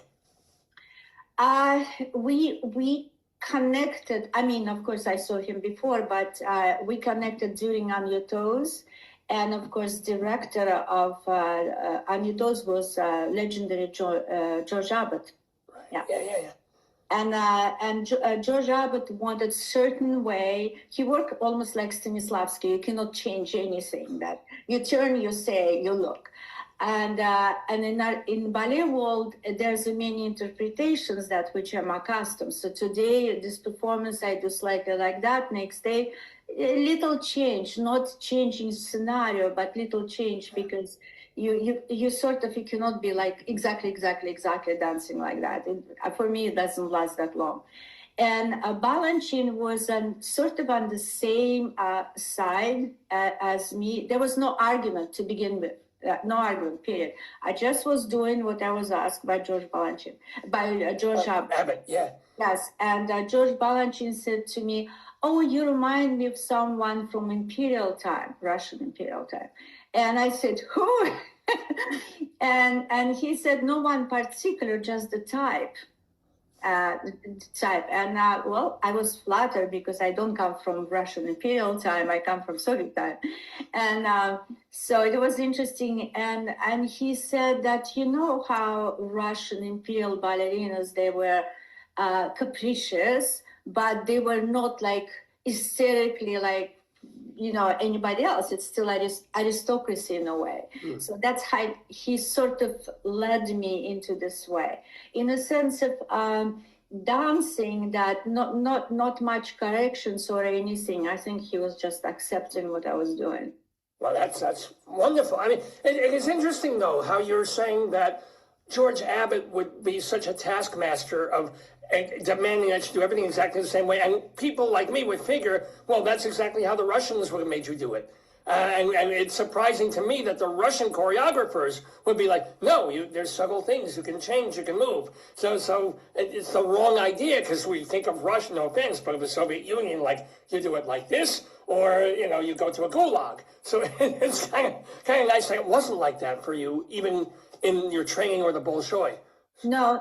I mean, in the school that we kind of had to do what teachers tell you, but when you come to the company and you start to work, especially as a principal, you have your own coach, and they say like, so that's the step, that's how you do it. No, it doesn't look really good for you, so a little bit turn shoulder this way or that way. So they work individually for you, what fits you, without changing choreography, which is like very interesting, because like my last coach was very famous, Raisa Suchkova. She pulled out of me things that I didn't know existed in me. So she pulled my soul to be able to produce, for example, Juliet in the Romeo and Juliet performance and some other performances. So they look more after you've got technique and all the structure. They look with your personality to see what you can do in this role, rather than following somebody else who's doing this role. So now, speaking of other choreographers, you must have worked with Jerome Robbins. I did. Any Jerry Robbins stories? Because he could be an interesting fella. Yes, that was the one story. So I did opening night for myself, first performance with New York City Ballet when we started. And Jerry Robbins decided it should be his performance, his ballet, 4 seasons.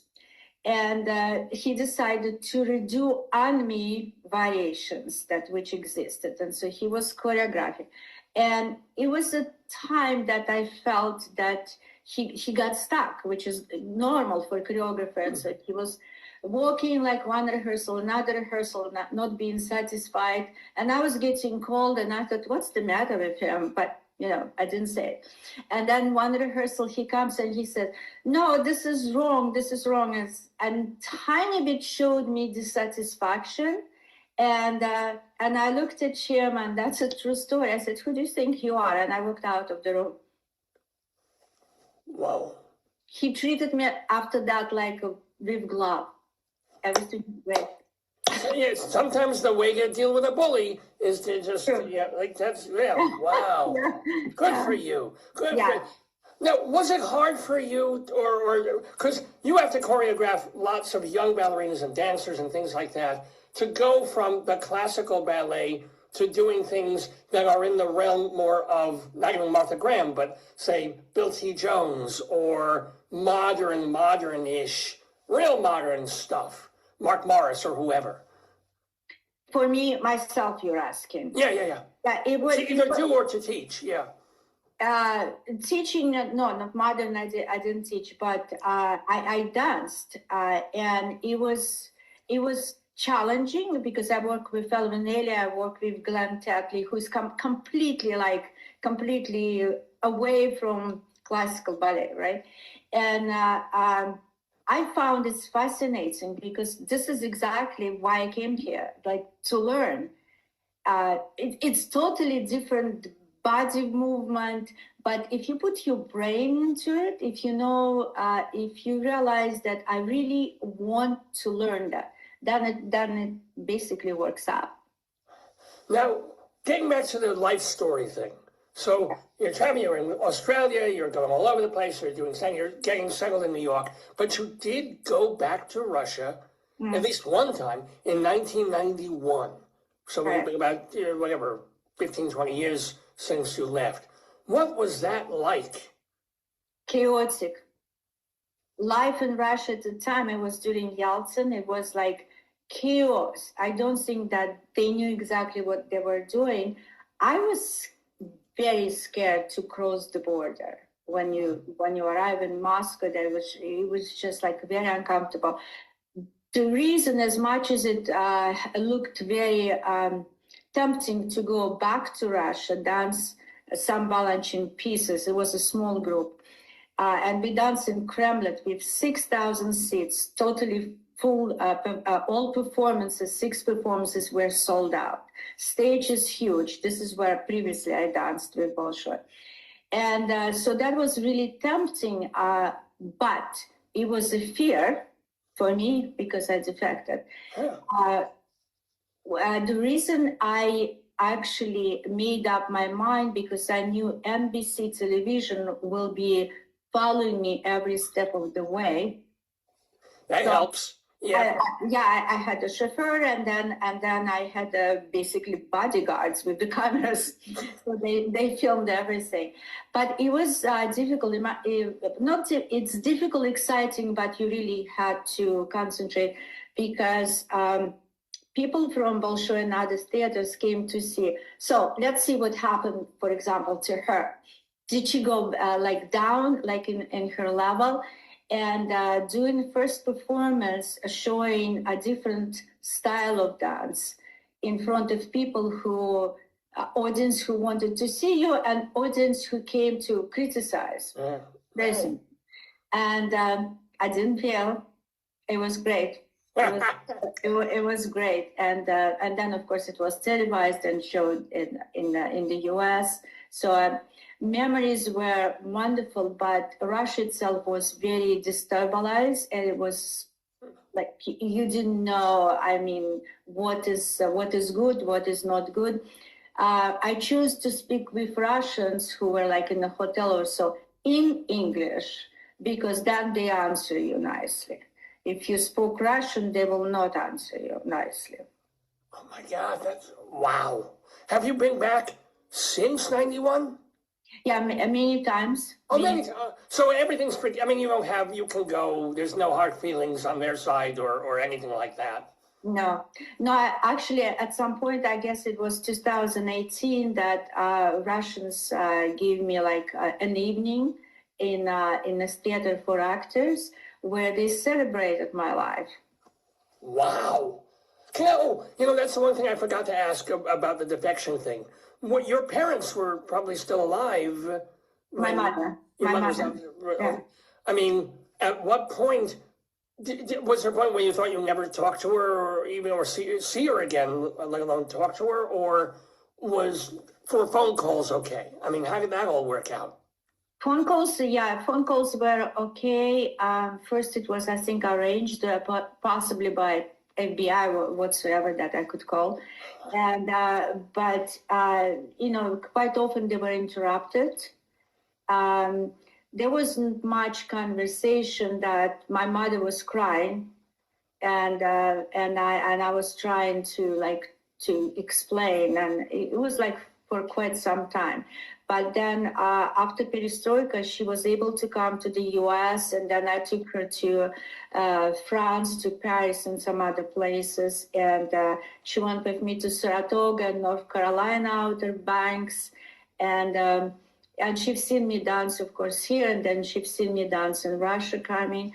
So that was really wonderful. Yeah. But when you defect, yeah, that is true that you kind of have to choose. Do you want to follow your dream as an artist, or you stay where you were born and raised and have life, everything is protected. But like I say, no golden box. Yeah, you stay in the box, you're fine. If you try and peep your eyeballs out of the box, slam. So that's. Speaking of which, your thoughts about the current leader of Russia? I try to. I thought that he did, when he took over, a lot for Russians. A lot with the economy and opening everything that in Russia. What's happening in the current last few years, I think we all don't understand and don't want even to get into any interpretations, because we don't know what's going up there. We have no idea what's going in the world. Look, the whole entire world is now like God insane. I mean, you take every country. France was under terrible situation with whatever yellow jackets or whatsoever, and one country after another and another, and of course current situation is still very unstable everywhere in general. Sure. Yeah. So let me, by the way, I need to remind people, we're talking with Valentina Kozlova, and she's telling some of her life story here. But you can read all of her life story in an imminent book that is being published this month in March. It's Behind the Curtain, The Truth, The Sacrifice, and the Price of Freedom. You can read it on Amazon and all the different places that books are sold. So what made you realize it was time to put your story on paper or digital paper? I was asked long ago to write a book, and I thought it was just, I didn't feel comfortable writing my book for two reasons, because I still continue to dance. You sort of write book a little bit older because more material, and also process what actually happened in my life, why I did, and all of that you have to process in your head. I wrote book right before pandemic, and I couldn't publish because of the pandemic. And then I put on the shelf, and I even forgot about, and only like a few months ago that I thought, well, maybe I should go back, because people constantly saying you should write a book. And I read, I made few corrections. I didn't add what happened after pandemic, because life goes on. It's always something is happening. And so I thought, okay, I'll leave as is with some corrections. And it was very hard, because when you write book, you don't write about just what happened, events. You write what's happening inside of your heart and your soul. So in other words, you give your private thoughts and your private life to the audience. And everybody sees me, okay, successful career, the glamour here and that, life is wonderful. I mean, does it really exist? We all work very hard, and we have ups and downs. But if you have such a step like what I did, there was a trauma. There was a psychological trauma, because you live in something that you work so hard to become who you became, and then you completely switching to another life, another planet, another universe, I would say, and almost starting from the beginning, except I had the name, so that helped. So it's more about my thoughts, and I must say that I do appreciate, and I'm very thankful what I've got in Russia, because that was a fantastic culture and all of that. Without this, I wouldn't be where I am now. But the United States and the West gave me freedom to experiment and to have artistic freedom as well, as much as freedom. So that's like, it's like two different levels. And the award that you mentioned before, I got Great Immigrant and Great American. That's exactly what I think I represent, because I don't say, oh, everything was bad in Soviet Union. No, it wasn't. I'm actually happy what I've got. But then I went further to, to present what I have, and I learned a lot. I learned. One of my first visits were to go not only to Broadway to see different shows. I met Yul Brynner. It was just like so fantastic. And wait. Did you get to dance? Did you do The King and I Shall We Dance? No, I didn't do a little bit. No. But when I played on your toes, I stayed in his dressing room, one of the cities. They said you'll stay in Yul Brynner, and sweet. And then, of course, I hit every single like famous jazz club, because there was interesting like jazz music. Yeah. It was, for me, it was interesting to hear how musicians staying in a small room and playing, and jazz. It's like very like not experimental, but they're playing like without any script, really. Yeah. Well, it is on some level experimental if you're going into bop and beat and hard bop and oh my, this is so. This won't be in the book. What is the most interesting thing that has happened to you since the pandemic? Well, yes, hard work that you have to kind of reset your clock, what you can or cannot do it, because art world, and especially art performing world, was very much affected, and the quality of dancing dropped down. And our audience learn. I feel that it's my place now with few leaders in the dance world to bring audience back to appreciate what are the beauty of the classics, and yet to discover contemporary dance more and the combination of it. So because during pandemic we had nothing, there was no performing. And when theaters were opened, that somehow dancers tried to collect what they had, and the audience started to appreciate, say, more tricks rather than artistry. And that's what I'm working on. So do you watch those TV shows? Do you watch So You Think You Can Dance? Do you watch the, what are the names of those things? The reality series where people compete as sometimes as celebrities, sometimes. Do you ever watch any of those? Do you have any thoughts? Well, at some point I watched. No, I don't, because it's about a competition, and it is about gimmicks and the tricks. And but just recently I watched Olympics figure skating. And it's very interesting because figure skating went into more artistry. Of course, we're doing the squats and God knows what. And while I believe dance went to try to get the gimmicks. I just love talking to Valentina Kozlova. Just another moment or two with you, and reminding people one more time that they can buy your book, Behind the Curtain, The Truth, the Sacrifice, and the Price of Freedom, which, again, it will be available in mid-March, either while you're watching this or maybe a week or later or something like that. And Amazon, you said it's going to be there. Where else is it available? Will be available? I don't know yet. We just, we worked on edit, so now we're doing the graphics, so that was probably soon. I don't know where else it's going to be. So let me ask you, do you have an all-time favorite choreographer? I worked a lot with Margot Sappington, who she was the person who created O Calcutta. That's right. Yeah.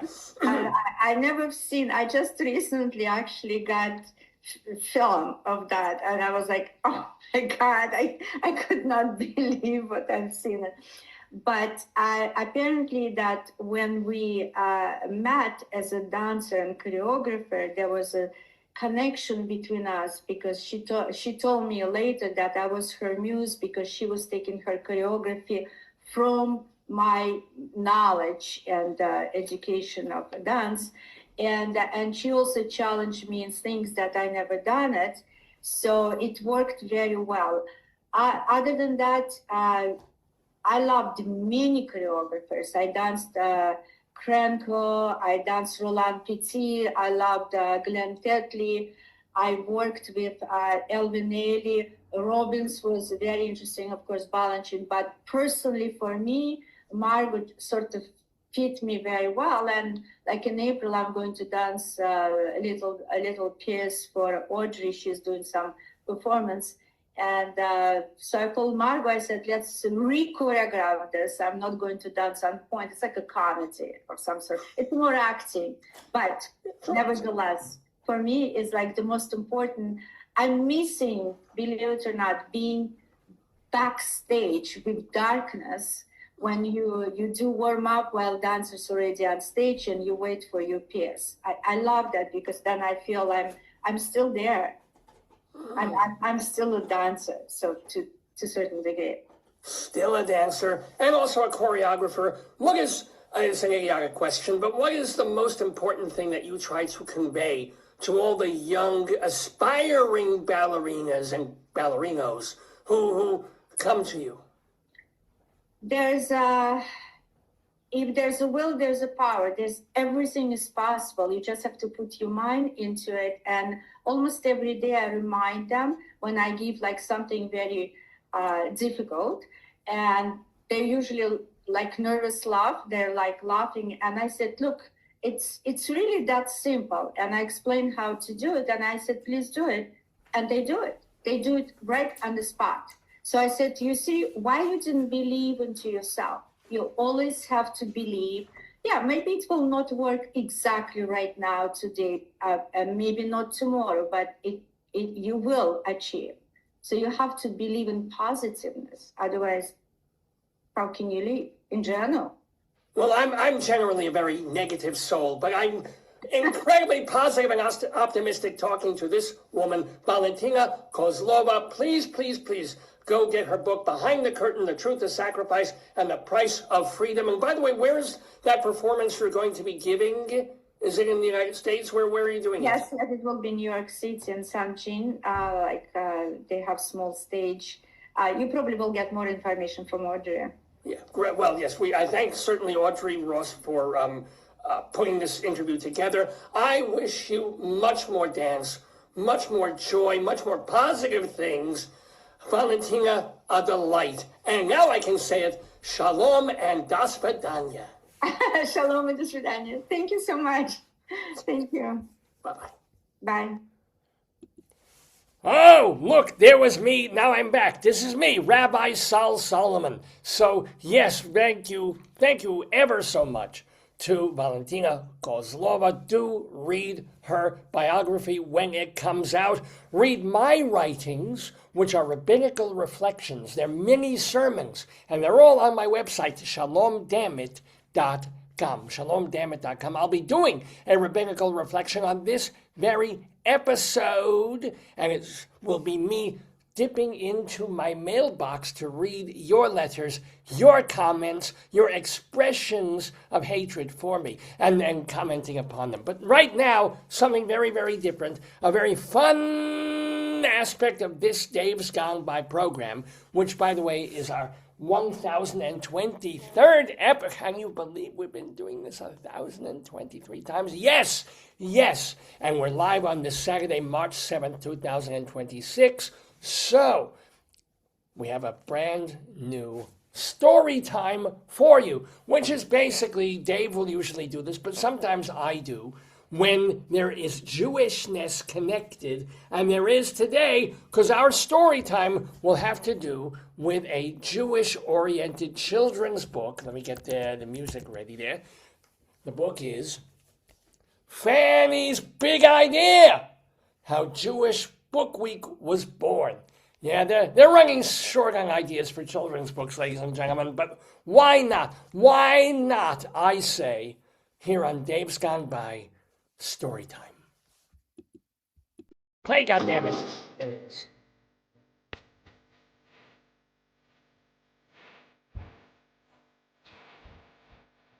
Yep.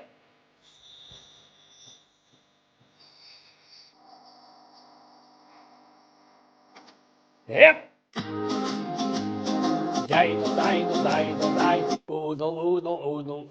The story of the day, Fanny's Big Idea, How Jewish Book Week Was Born, written by Bernard Michelson and illustrated by Alyssa Russell.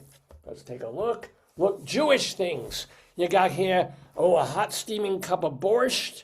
You have a book here, maybe a Tanakh, very thin Tanakh actually. Look, Elijah's cup, maybe latkes, and of course, Shabbos candles, all Jewy things there. 2 Jewish librarians, are there any other kind? Keepers of the Flame, and to Jennifer, whose big idea was to convert to Judaism and teach me about my own heritage. That is from Richard Michelson. And then you've got the illustrator, in loving memory of my grandfather, Dr. Irving Coughlin. He was a doctor. Dr. Irving Coughlin, who always supported the family's artistic endeavors. Fanny's Big Idea from Rocky Pond Books in 2000. Oh, it's a new book, 2025, and I'm already getting my spit all over it, which is a very Jewish thing to do. Fanny loved the busyness of her new neighborhood in Boston's North End. Almost all of her friends were immigrants, and everybody had their own traditions, like the Irish would beat their women. But here's, we got a nice little tenement, much nicer looking tenement than these things really were. But some days, Fanny missed her books, her dolls, and the fancy dresses she had to leave behind. Let's move on. Now, Fanny had been born in Russia, where her parents were leaders of the Jewish community. My Baba even met the Emperor, Tsar Nicholas II, Fanny told her new neighbors. She brought him books about Jewish customs. Not all the emperors were rabidly anti-Semitic and murdering, apparently, which is great. But the Tsar didn't want to read about people different from himself. He told the police, I guess this was one of the bad ones, to burn down our house if we went to synagogue instead of church. Because, it's very, very important that you have a population that is bored in one way rather than being bored in a whole different congregation. Fanny was 6 years old when she came to America with her big sister, Esther, and her little brother, Henry. Her parents wanted a safe place to practice their religion. They carried only their silver samovar to remind them of home, and also presumably to melt down the silver and buy food. The giant teapot almost filled the entire kitchen and the tiny apartment they rented in a tenement filled with refugees. And you can tell it's a tenement because, look, it's got cracks in the wall. The light is shining in. Look, there it is. It's kind of like the varicose veins on my left leg. I have to have that looked at. Once a week, Fanny walked to the North End Settlement House, a school that taught immigrants about American customs. She was excited to study English and to learn about Thanksgiving and the 4th of July, which were basically about revolutions and oppression of immigrant or non-immigrant Native communities. Oh well. Some of her teachers were students from nearby Harvard University, whoopee-doopie. This was before Harvard was anti-Semitic, if you can imagine a time, and also from Simmons College. After class, Fanny tried to teach them Yiddish and explain the difference between Sukkot and Shavuot. Sukkot is, of course, the one where you sit in a hut. Shavuot is the one where you're still saying, oh, thank God, Passover's over. But they didn't seem interested in learning different traditions. You need to be more American, they told Fanny. And you need to dress more ladylike, a wealthy society woman added. She had stopped by to teach the girls proper manners, and she frowned when she saw Fanny's threadbare clothes and offered to buy her a pretty outfit. I once had a closet of fancy dresses, Fanny replied. In this country, Papa is a poor peddler, but I am the same person no matter what I wear. This is true. Even if she dresses like a peasant or a whore, she's still going to be Fanny. Although the whore will show more of Fanny in a way. What mattered to Fanny was that in America, you could read books for free. She visited the Settlement House library every day and was proud to hear her papa call her my little rabbi because she was always studying. Yeah, I mean, I should always study. I don't. I waste unbearable amounts of time. I wish I was her little rabbi. Oh well. Fanny didn't think it was fair that she could not attend the yeshiva, the schools where boys learned about the Torah and other Jewish religious texts. But she loved lighting the Shabbos candles with Mama and chanting the traditional blessings. There's Mama's going, okay, 4, 3, 2, 1, ready or not, here I come. And they start playing hide and seek, but because both their eyes are closed, they knock into the candles and set the house on fire. Not good. Fanny was excited to graduate from Hancock Grammar. That was more schooling than most girls in the neighborhood, and she hoped to go to high school and maybe even college to become a doctor. Doctor! But an infection called tuberculosis spread through the tenements. Papa got a bad fever. The next day he was taken to the hospital. Fanny sat up all night, comforting her 2 younger American-born sisters, Ida and Rose.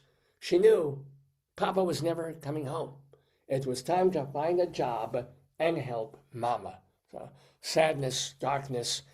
Love the coloration on this. This is very nice.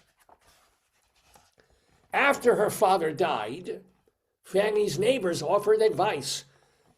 Says one young man, hey, join a cooking club. It will improve your chances of finding a young man.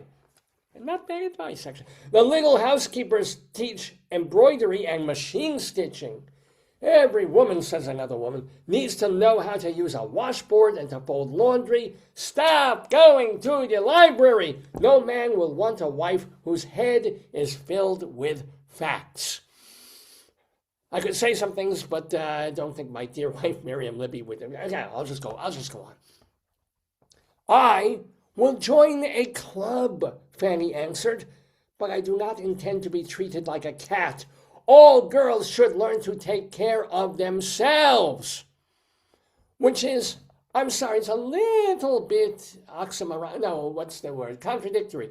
So first, she's mocking these people who are telling her to join a cooking club and to join a sewing and stitching club and also to how to clean her clothes. Basically, that's how people take care of themselves.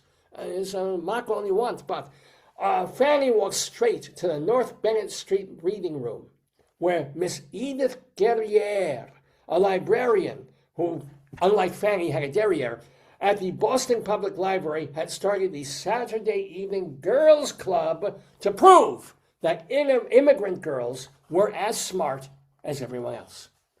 There were lectures about democracy, women's rights, and prison reform. Yeah, you think they're Democrats? There were dramatic readings, arts and crafts projects, folk dancing, and singing, and best of all, there was hot chocolate and cookies. I'm there. I'm not a girl, but if there's hot chocolate and cookies, make room. Week after week, month after month, Fanny never missed a meeting. She appointed herself the club's unofficial greeter. Oh, shalom, welcome to you. welcoming younger members. She loved hearing stories about their traditions as much as she enjoyed sharing hers. Some of the girls were Jewish, but most were of lesser faiths like Catholic or Protestant. All right, I added that part. Catholic or Protestant. Many were from Ireland or Italy. Fanny fed the library kitten and named her Beatrice Alighieri after the Italian author Dante Alighieri. I guess it was an infernal cat. Some days, Fanny sneaked into the boys' book room to learn about inventors, presidents, and explorers. And when no one was looking, she moved Stevenson's Treasure Island and Shakespeare's The Winter's Tale into the girls' reading room. Ooh. I love Little Women and Cinderella, she told Miss Guerriere, but why should boys get to explore while girls do all the chores and the housework? Why indeed? Why? Because boys like it that way. Anywho, Miss Guerriere helped Fanny move half the boys' books across the hall, and the next Saturday, she offered to pay Fanny to be her assistant. Fanny started a Saturday evening girls' newsletter and appointed herself editor-in-chief. So yes, she is a bright, bright girl and a tyrant. She couldn't wait to save enough money to attend summer classes at Simmons College. I want to create a better world, not just survive in this one, she told Miss Guerriere. When immigrants seek understanding and opportunity, they drift into the library, kind of like the homeless people when they want to pee on a chair. New immigrants were moving into the North End also. They were Armenian, Syrian, and Chinese. Fanny added books written by Armenian, Syrian, and Chinese authors. Unfortunately, they each tried to read each other's books, and you had Armenians trying to read Chinese. Didn't go well. When black families began to arrive from the South, Fanny added books by black authors too. She learned everything she could about the library patrons, and she offered everyone who walked through the door a warm welcome. Here, look, she said, everyone should appreciate their neighbor's customs. I want to spread the idea that one can respect another person even though they are different, even if they are Armenian. As they grew older, many of Fanny's friends from the Saturday Evening Girls Club moved into larger homes in Boston's West End. They became shop owners, potters, and lawyers. Lawyers! Not as good as doctors, but lawyers! Most with husbands and children. But Fanny did not marry or have children. She treated every library patron as part of her family. And when she was 33 years old, she was offered the job of director of the West End Boston Public Library branch, the first Jewish person to direct a branch library. Mazel tov, mazel miklik.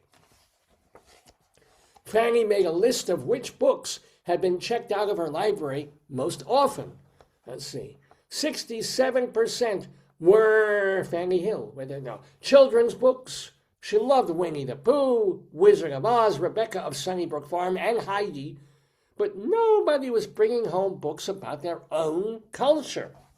Many children could not even name the country where their parents were born.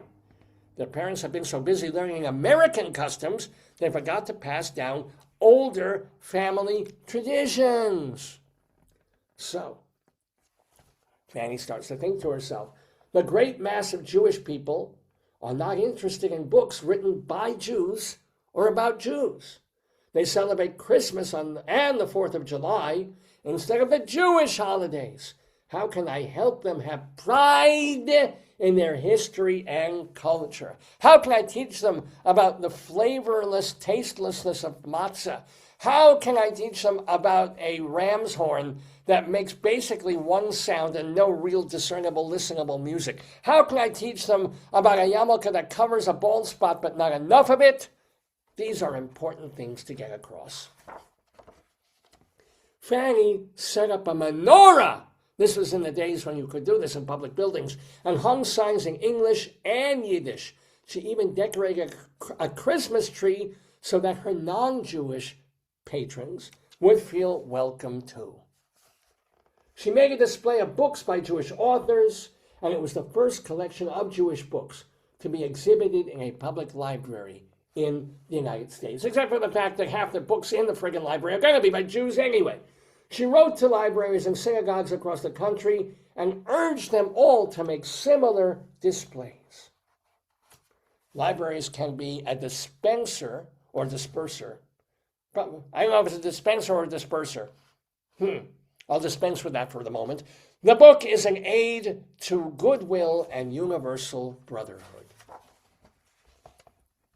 Fanny encouraged her many friends to help persuade their friends, and they told their friends, and they told their friends, and so on and so on and so on, whether they were Jewish or not, to spend the next 7 days reading about Jewish history, culture, and religion. As she says here, the more you know about someone's life, the harder it is not to like them. I know about Hitler. All right, iffy. All right. The very first Jewish book week had begun. Let's look at that. Oh, that's the end of the, okay. Not quite a full biography of this woman. No further information about her. But here's some more about Fanny and Jewish Book Week. In 1933, the Boston Globe reported that Fanny's exhibits about all the nationalities represented in the West End made her library, quote, eagerly sought by hundreds trying to find an understanding between the cultures of the old and new worlds. Fanny's fame as a librarian and public speaker began to spread. People wanted to hear her opinions about books and the changing America, but she continued to expand the spotlight with her usual wit. If she found herself the only woman on a panel of experts, she'd respond to the offer by suggesting, since modesty forbids me to dominate the feminine arena, what do you think about inviting the following ladies? And she had a list of authors and critics and librarians. If she were asked to give a speech or write an essay, she insisted that her pay be equal to the men.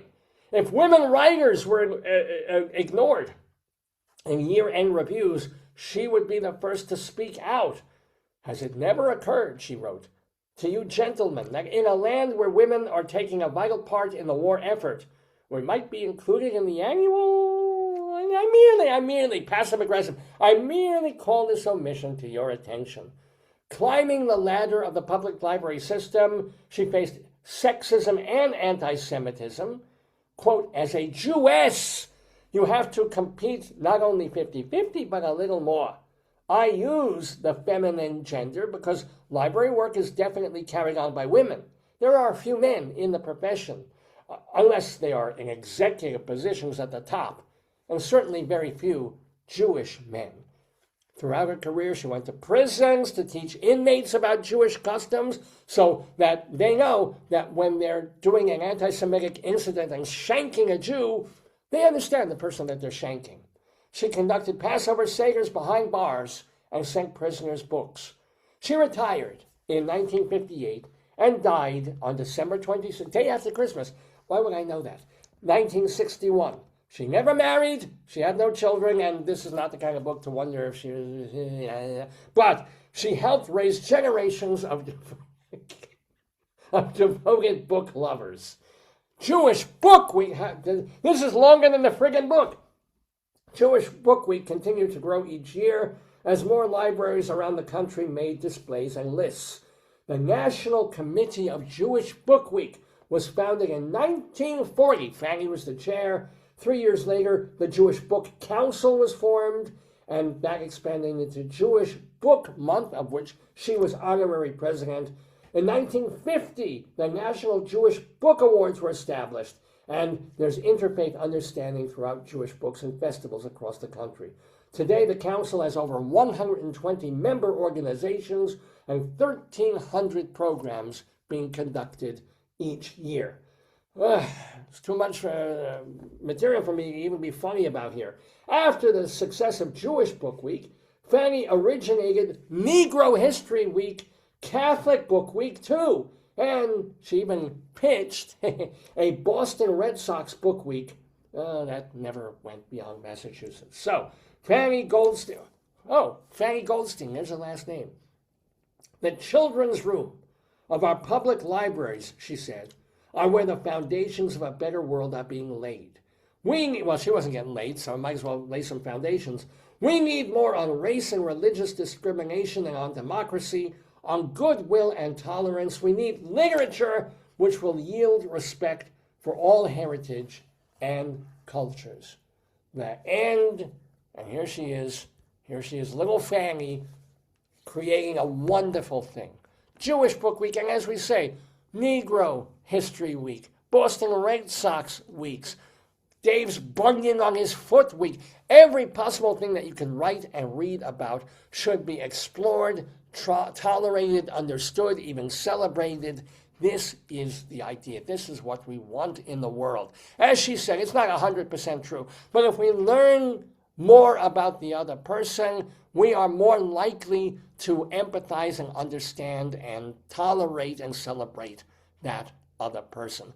I want you, see, this is why I want you to read me. I've got to circle this around in my narcissistic way to myself. But yes, if you go to shalomdammit.com and you read my rabbinical reflections, you will understand where I'm coming from. When I talk about Israel, when I talk about the Middle East, when I talk about jokes, when I talk about life in America and Goyim and Christmas and shiksas and non-shiksas, all of this, read me and maybe you will understand me and hate me just a little bit less. Just a little bit.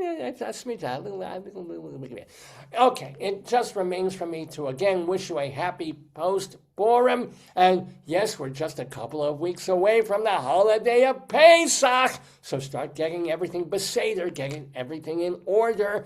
We have an order to this podcast video program that is hosted by Dave Lefkowitz. He's coming back to do the rest of the show, although I shall return with one more rabbinical reflection at a little later in the broadcast. So do not go away. I'm just going to go away to my traditional music.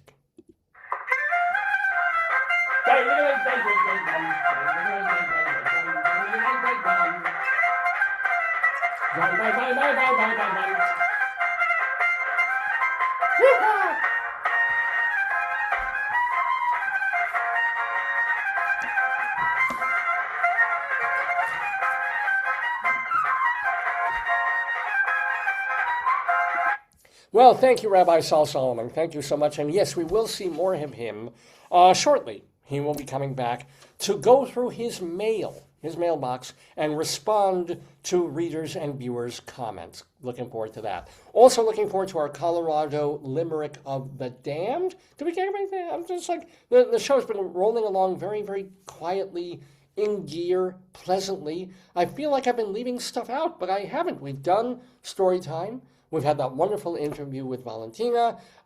We've done Dave's Big Dictionary. We've looked at my bunions, which was tremendously important. Yeah, basically we've got the Limerick and the Rabbi coming back, and we're good to go. So, let's do our Colorado Limerick of the Damned, because my wife and I, and again, unfortunately, my wife is in meetings and teaching today. I know it's Saturday, so she can't be here with us. But I will express your best wishes to her when I see her later. And what was that? But I'm still going to do the Colorado Limerick of the Damned. And this is because we lived in northern Colorado for about a little over a decade. And while we were there, I decided to try and write a poem. And I think what happened was I saw the name of a town or city in Colorado.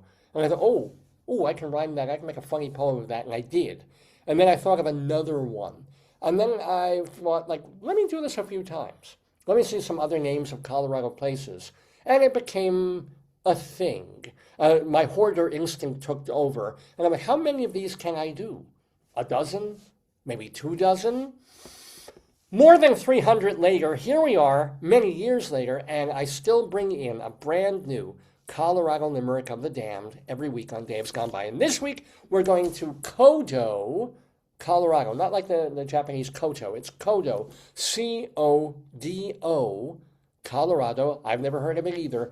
But going to tell you what little I can about it and then share our limerick of the week. I am. A limerick is a comic verse of 5 lines, in which lines 1, 2, and 5 will end with words that rhyme. And likewise, verses 3 and 4 also end with words that rhyme. So this is a limerick. Rocky Mountain,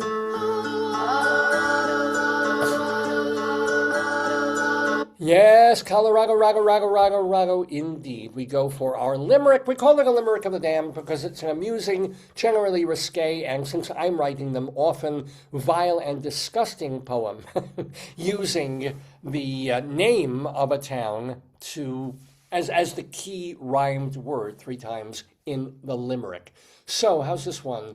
This one's more sad than anything else. But if you don't know anything about Codo, no one does. It's a neighborhood in Huerfano County in south central Colorado, and it's high up there. It's 8,500 feet above sea level. Generally, people don't even talk about Codo. It's lumped in with La Veta, Colorado. So basically, if you look for it on Zillow or on a map, find La Veta in Huerfano County, and somewhere in there is this vague, amorphous neighborhood named Codo. All right, anyway, that's all I know about Codo, except for the fact that I've now put it on the map with, I don't need my glasses for this. I'm going to do this. I'm going commando on this one. Ladies and gentlemen, our Colorado Limerick of the Damned, Codo, Colorado. A homely young lady from Codo is also a bit of a dodo. The boys look askance at her massive implants and holler, "There goes Quasimodo!"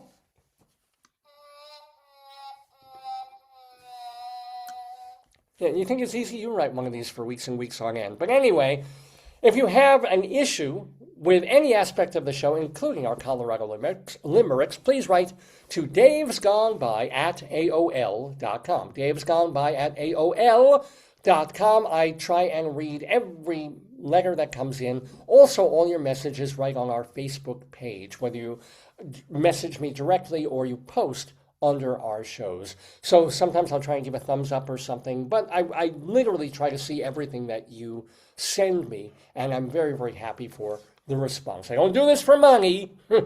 I do this for me and for you. So davesgoneby@aol.com. Remember that our Twitter feed is Radio Dave 2, Radio Dave and the number 2. We have an Instagram page, which is, what the hell is our Instagram?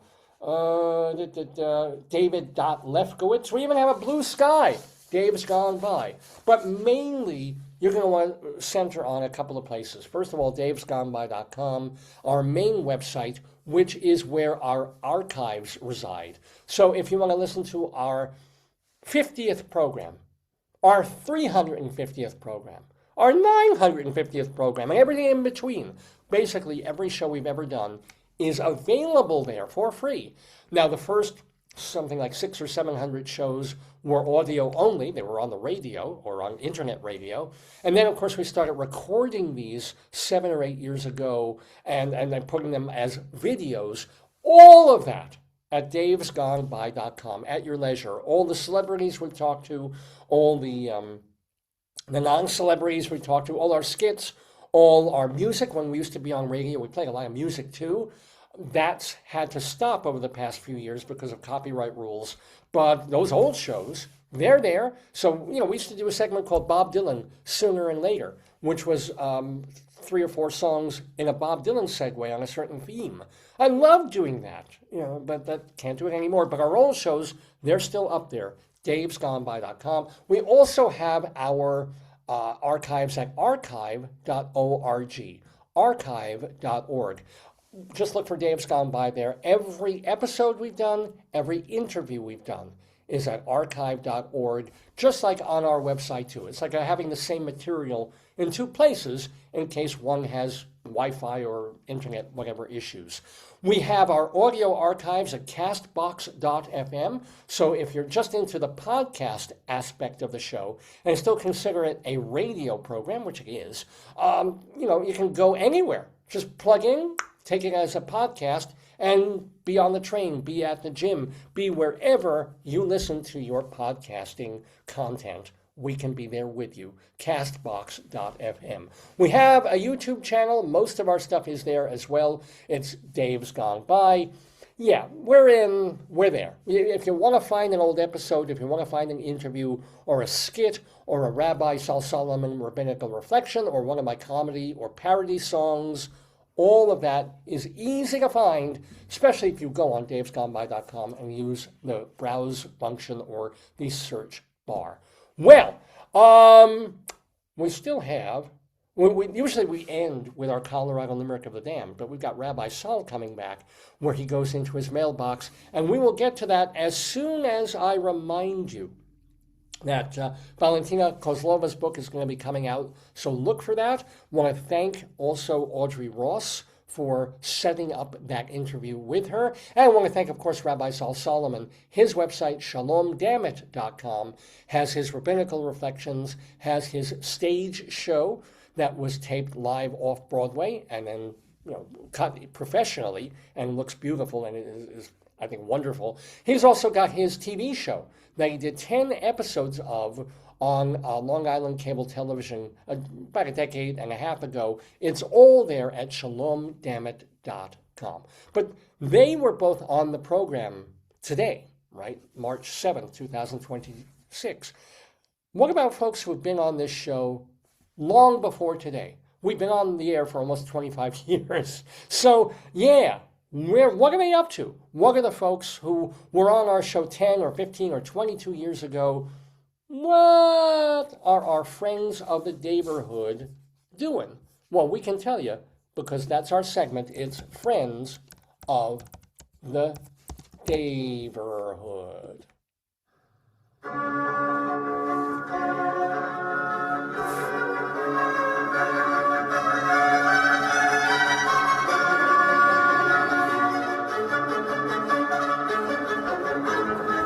Nice.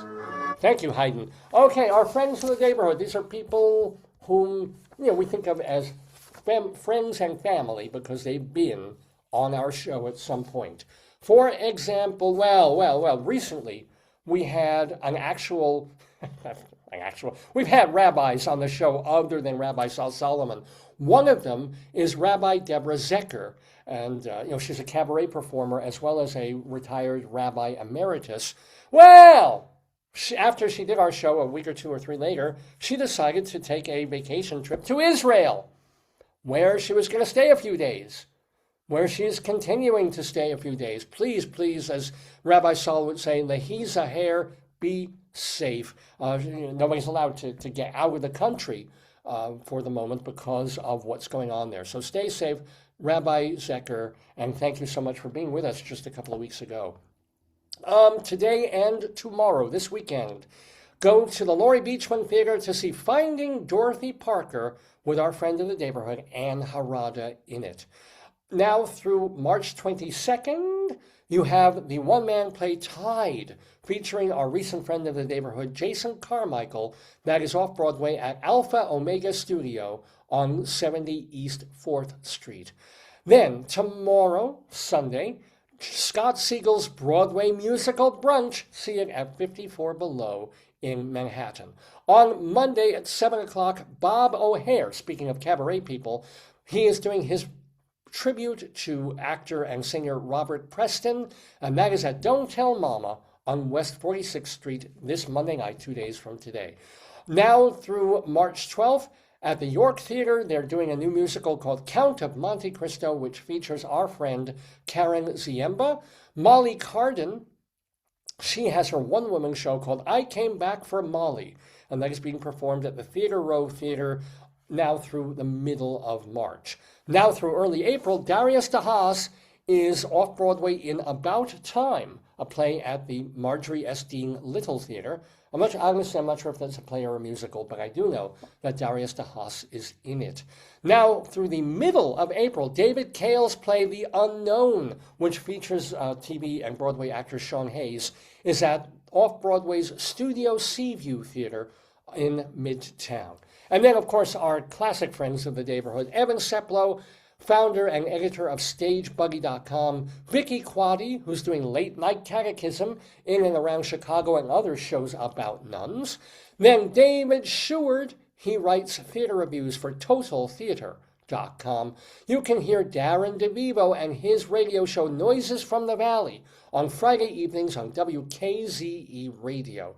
Eva Heineman is the host of High Drama, a theater review show that you can see on Facebook and on YouTube. Charlie Gross and Leslie Hoban Blake, they co-host the theater criticism show Two on the Aisle, also watchable on YouTube and Manhattan Neighborhood Network.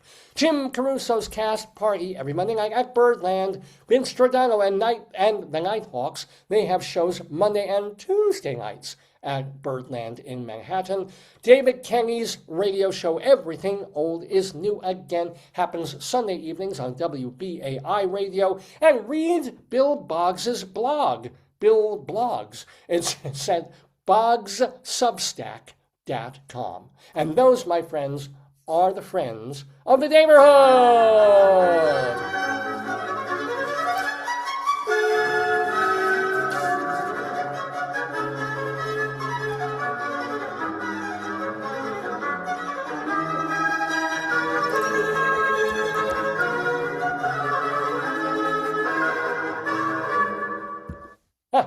I actually, finally, every 10 times when I have to play classical music for our friends of the Daverhood, it is like, it's just those old Baroque and then later compositions, romantic era compositions, and then there's a da-da-da-da-da-da, it feels like it's going to end a phrase. It's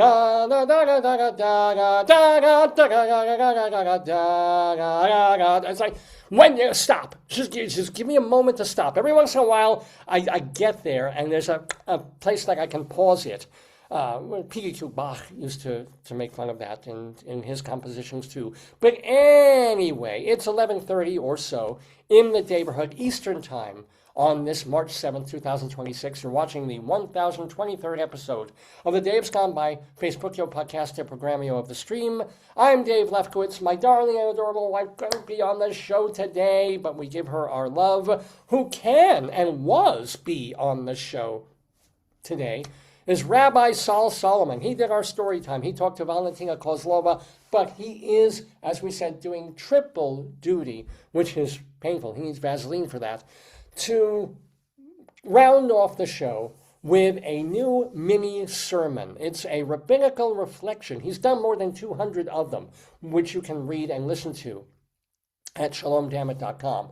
But his new one is kind of cool. It's that he wanted to respond to the mail that he gets, the comments that he gets when his videos are posted on YouTube. It's been a long, long time since he's done this, but I guess he understands and appreciates the interaction because he doesn't have that many parishioners that come to shul. I mean, would you want to come to his shul? So it's great when he has digital people responding to them, even if they're not all, shall we say, friendly and positive. So we're going to bring Rabbi Sol back one more time into the Daverhood today for a new rabbinical reflection. And by the way, everybody, please glance, or more than glance, stare at and admire the beautiful prop that Rabbi Sol uses in this video. It was designed by my wife this week specifically for the rabbi to use.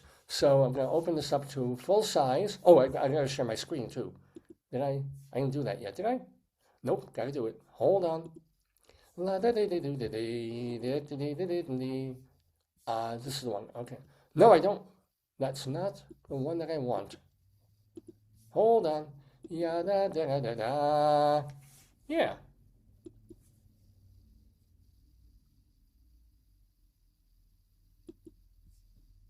Sorry, is not supposed to have that on the thing. This is saved as something else. But okay, I'm assuming this is the complete, proper version of it.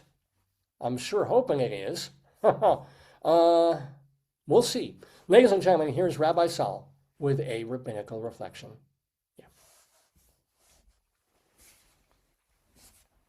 Shalom, damn it! This is Rabbi Sol Solomon with a rabbinical reflection for early March 2026.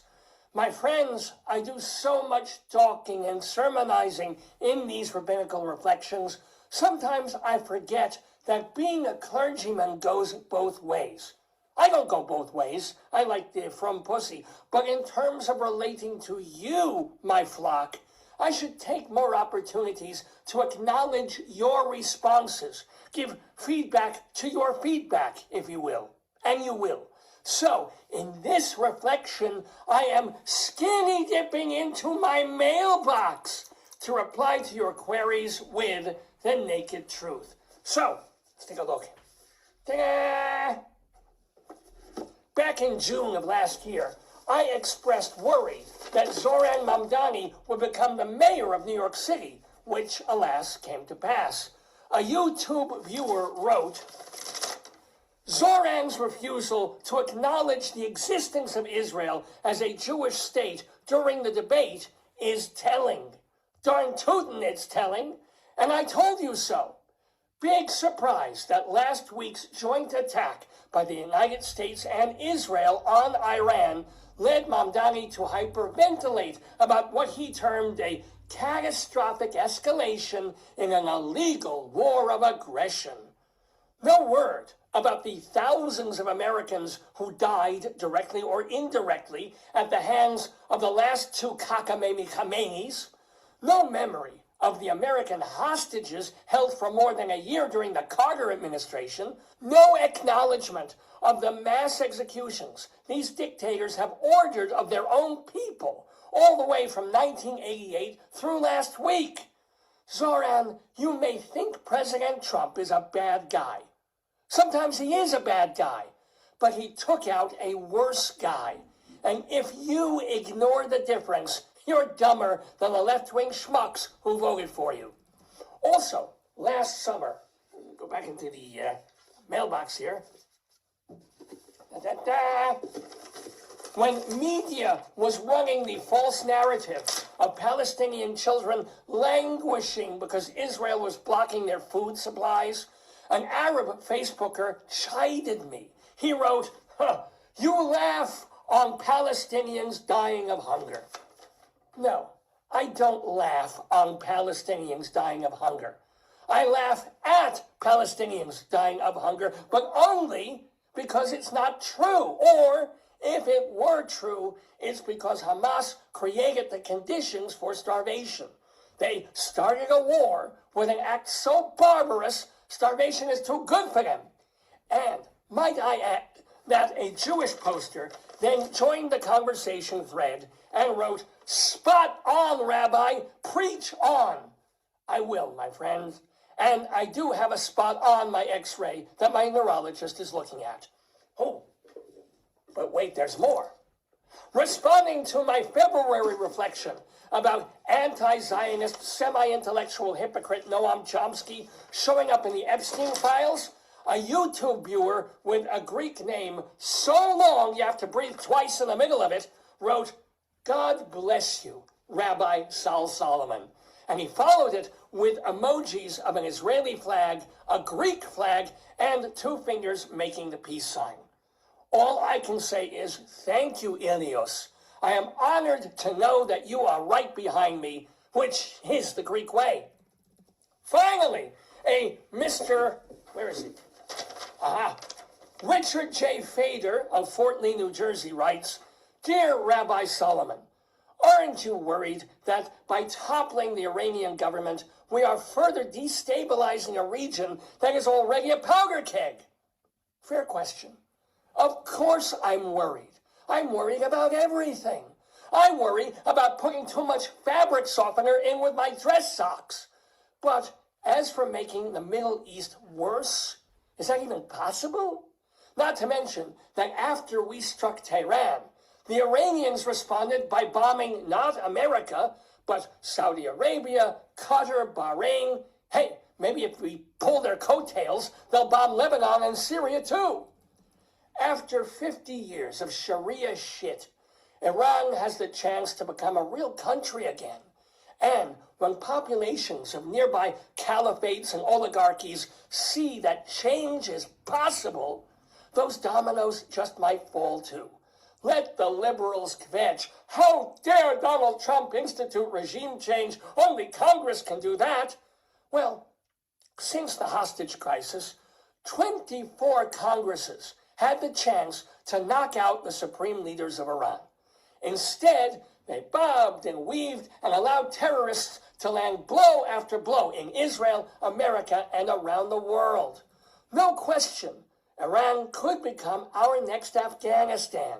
But maybe it'll be a new Romania. And, unlike Dracula, that would not suck. You know, if you want to write to me, and why wouldn't you, please address your letters to shalomdammit@aol.com. That's shalomdammit@aol.com. Now, I admit, our mail carrier has a hard time delivering those letters, but I do get them, and I appreciate the time you take to engage with me, particularly when you glorify and exalt me. For now, though, it's time to close the mailbox and wait for your missives to pour in. I can't wait. I can wait. I will wait, but you know I embellish. This has been a rabbinical reflection from Rabbi Sol Solomon, Temple Sons of Bitches in Great Neck, New York. I've got mail. I've got mail. I've got mail.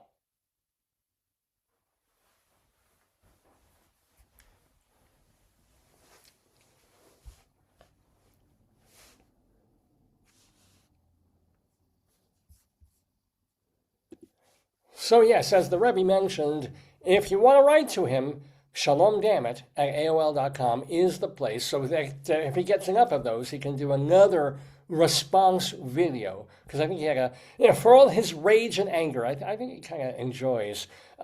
He loves the love mail, but the hate mail gives him fodder, and it has to be kosher fodder.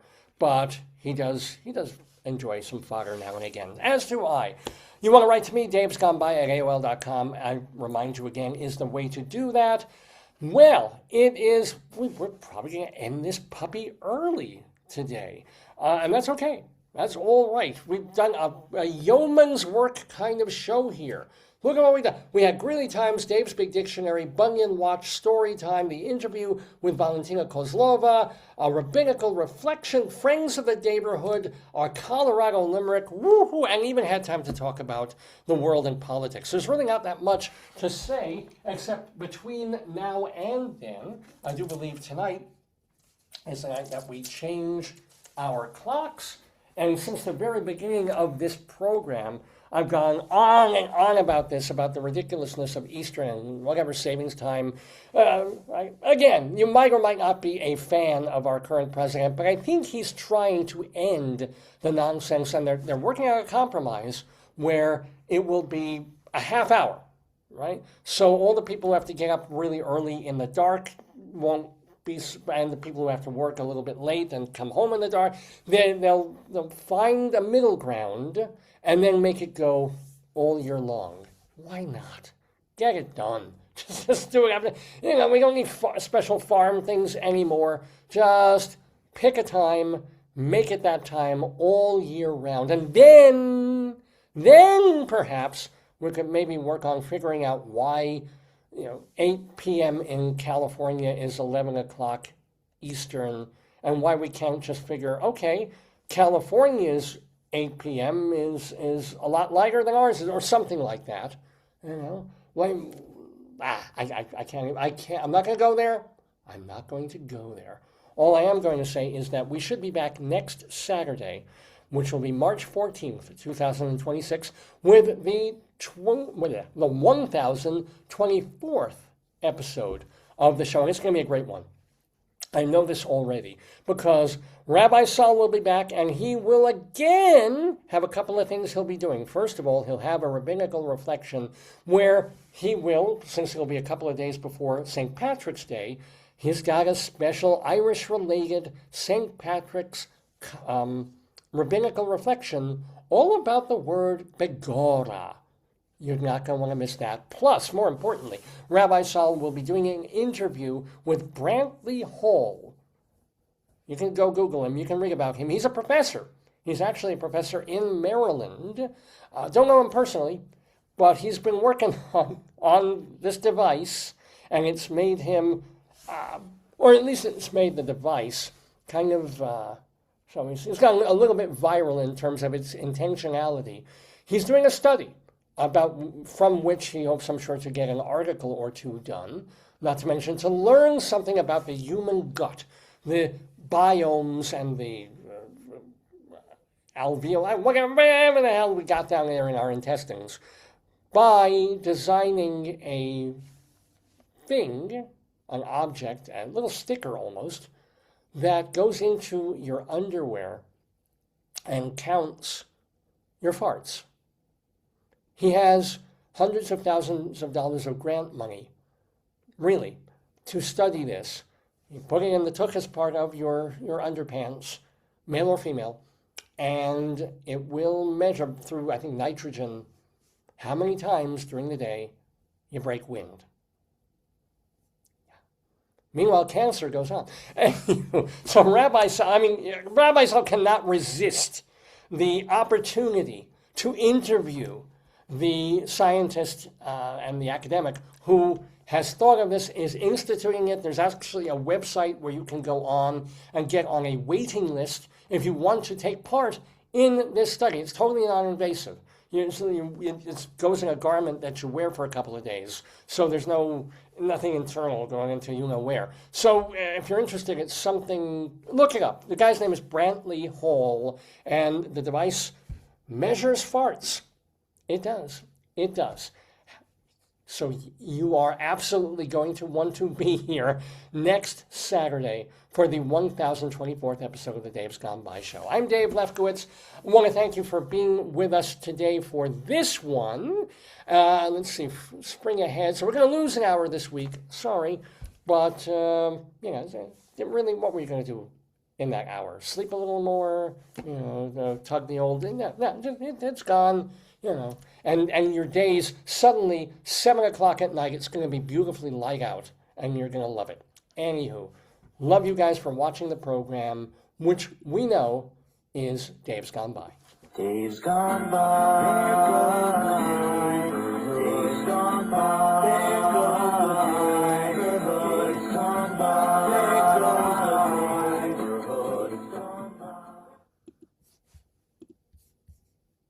Love you, hon.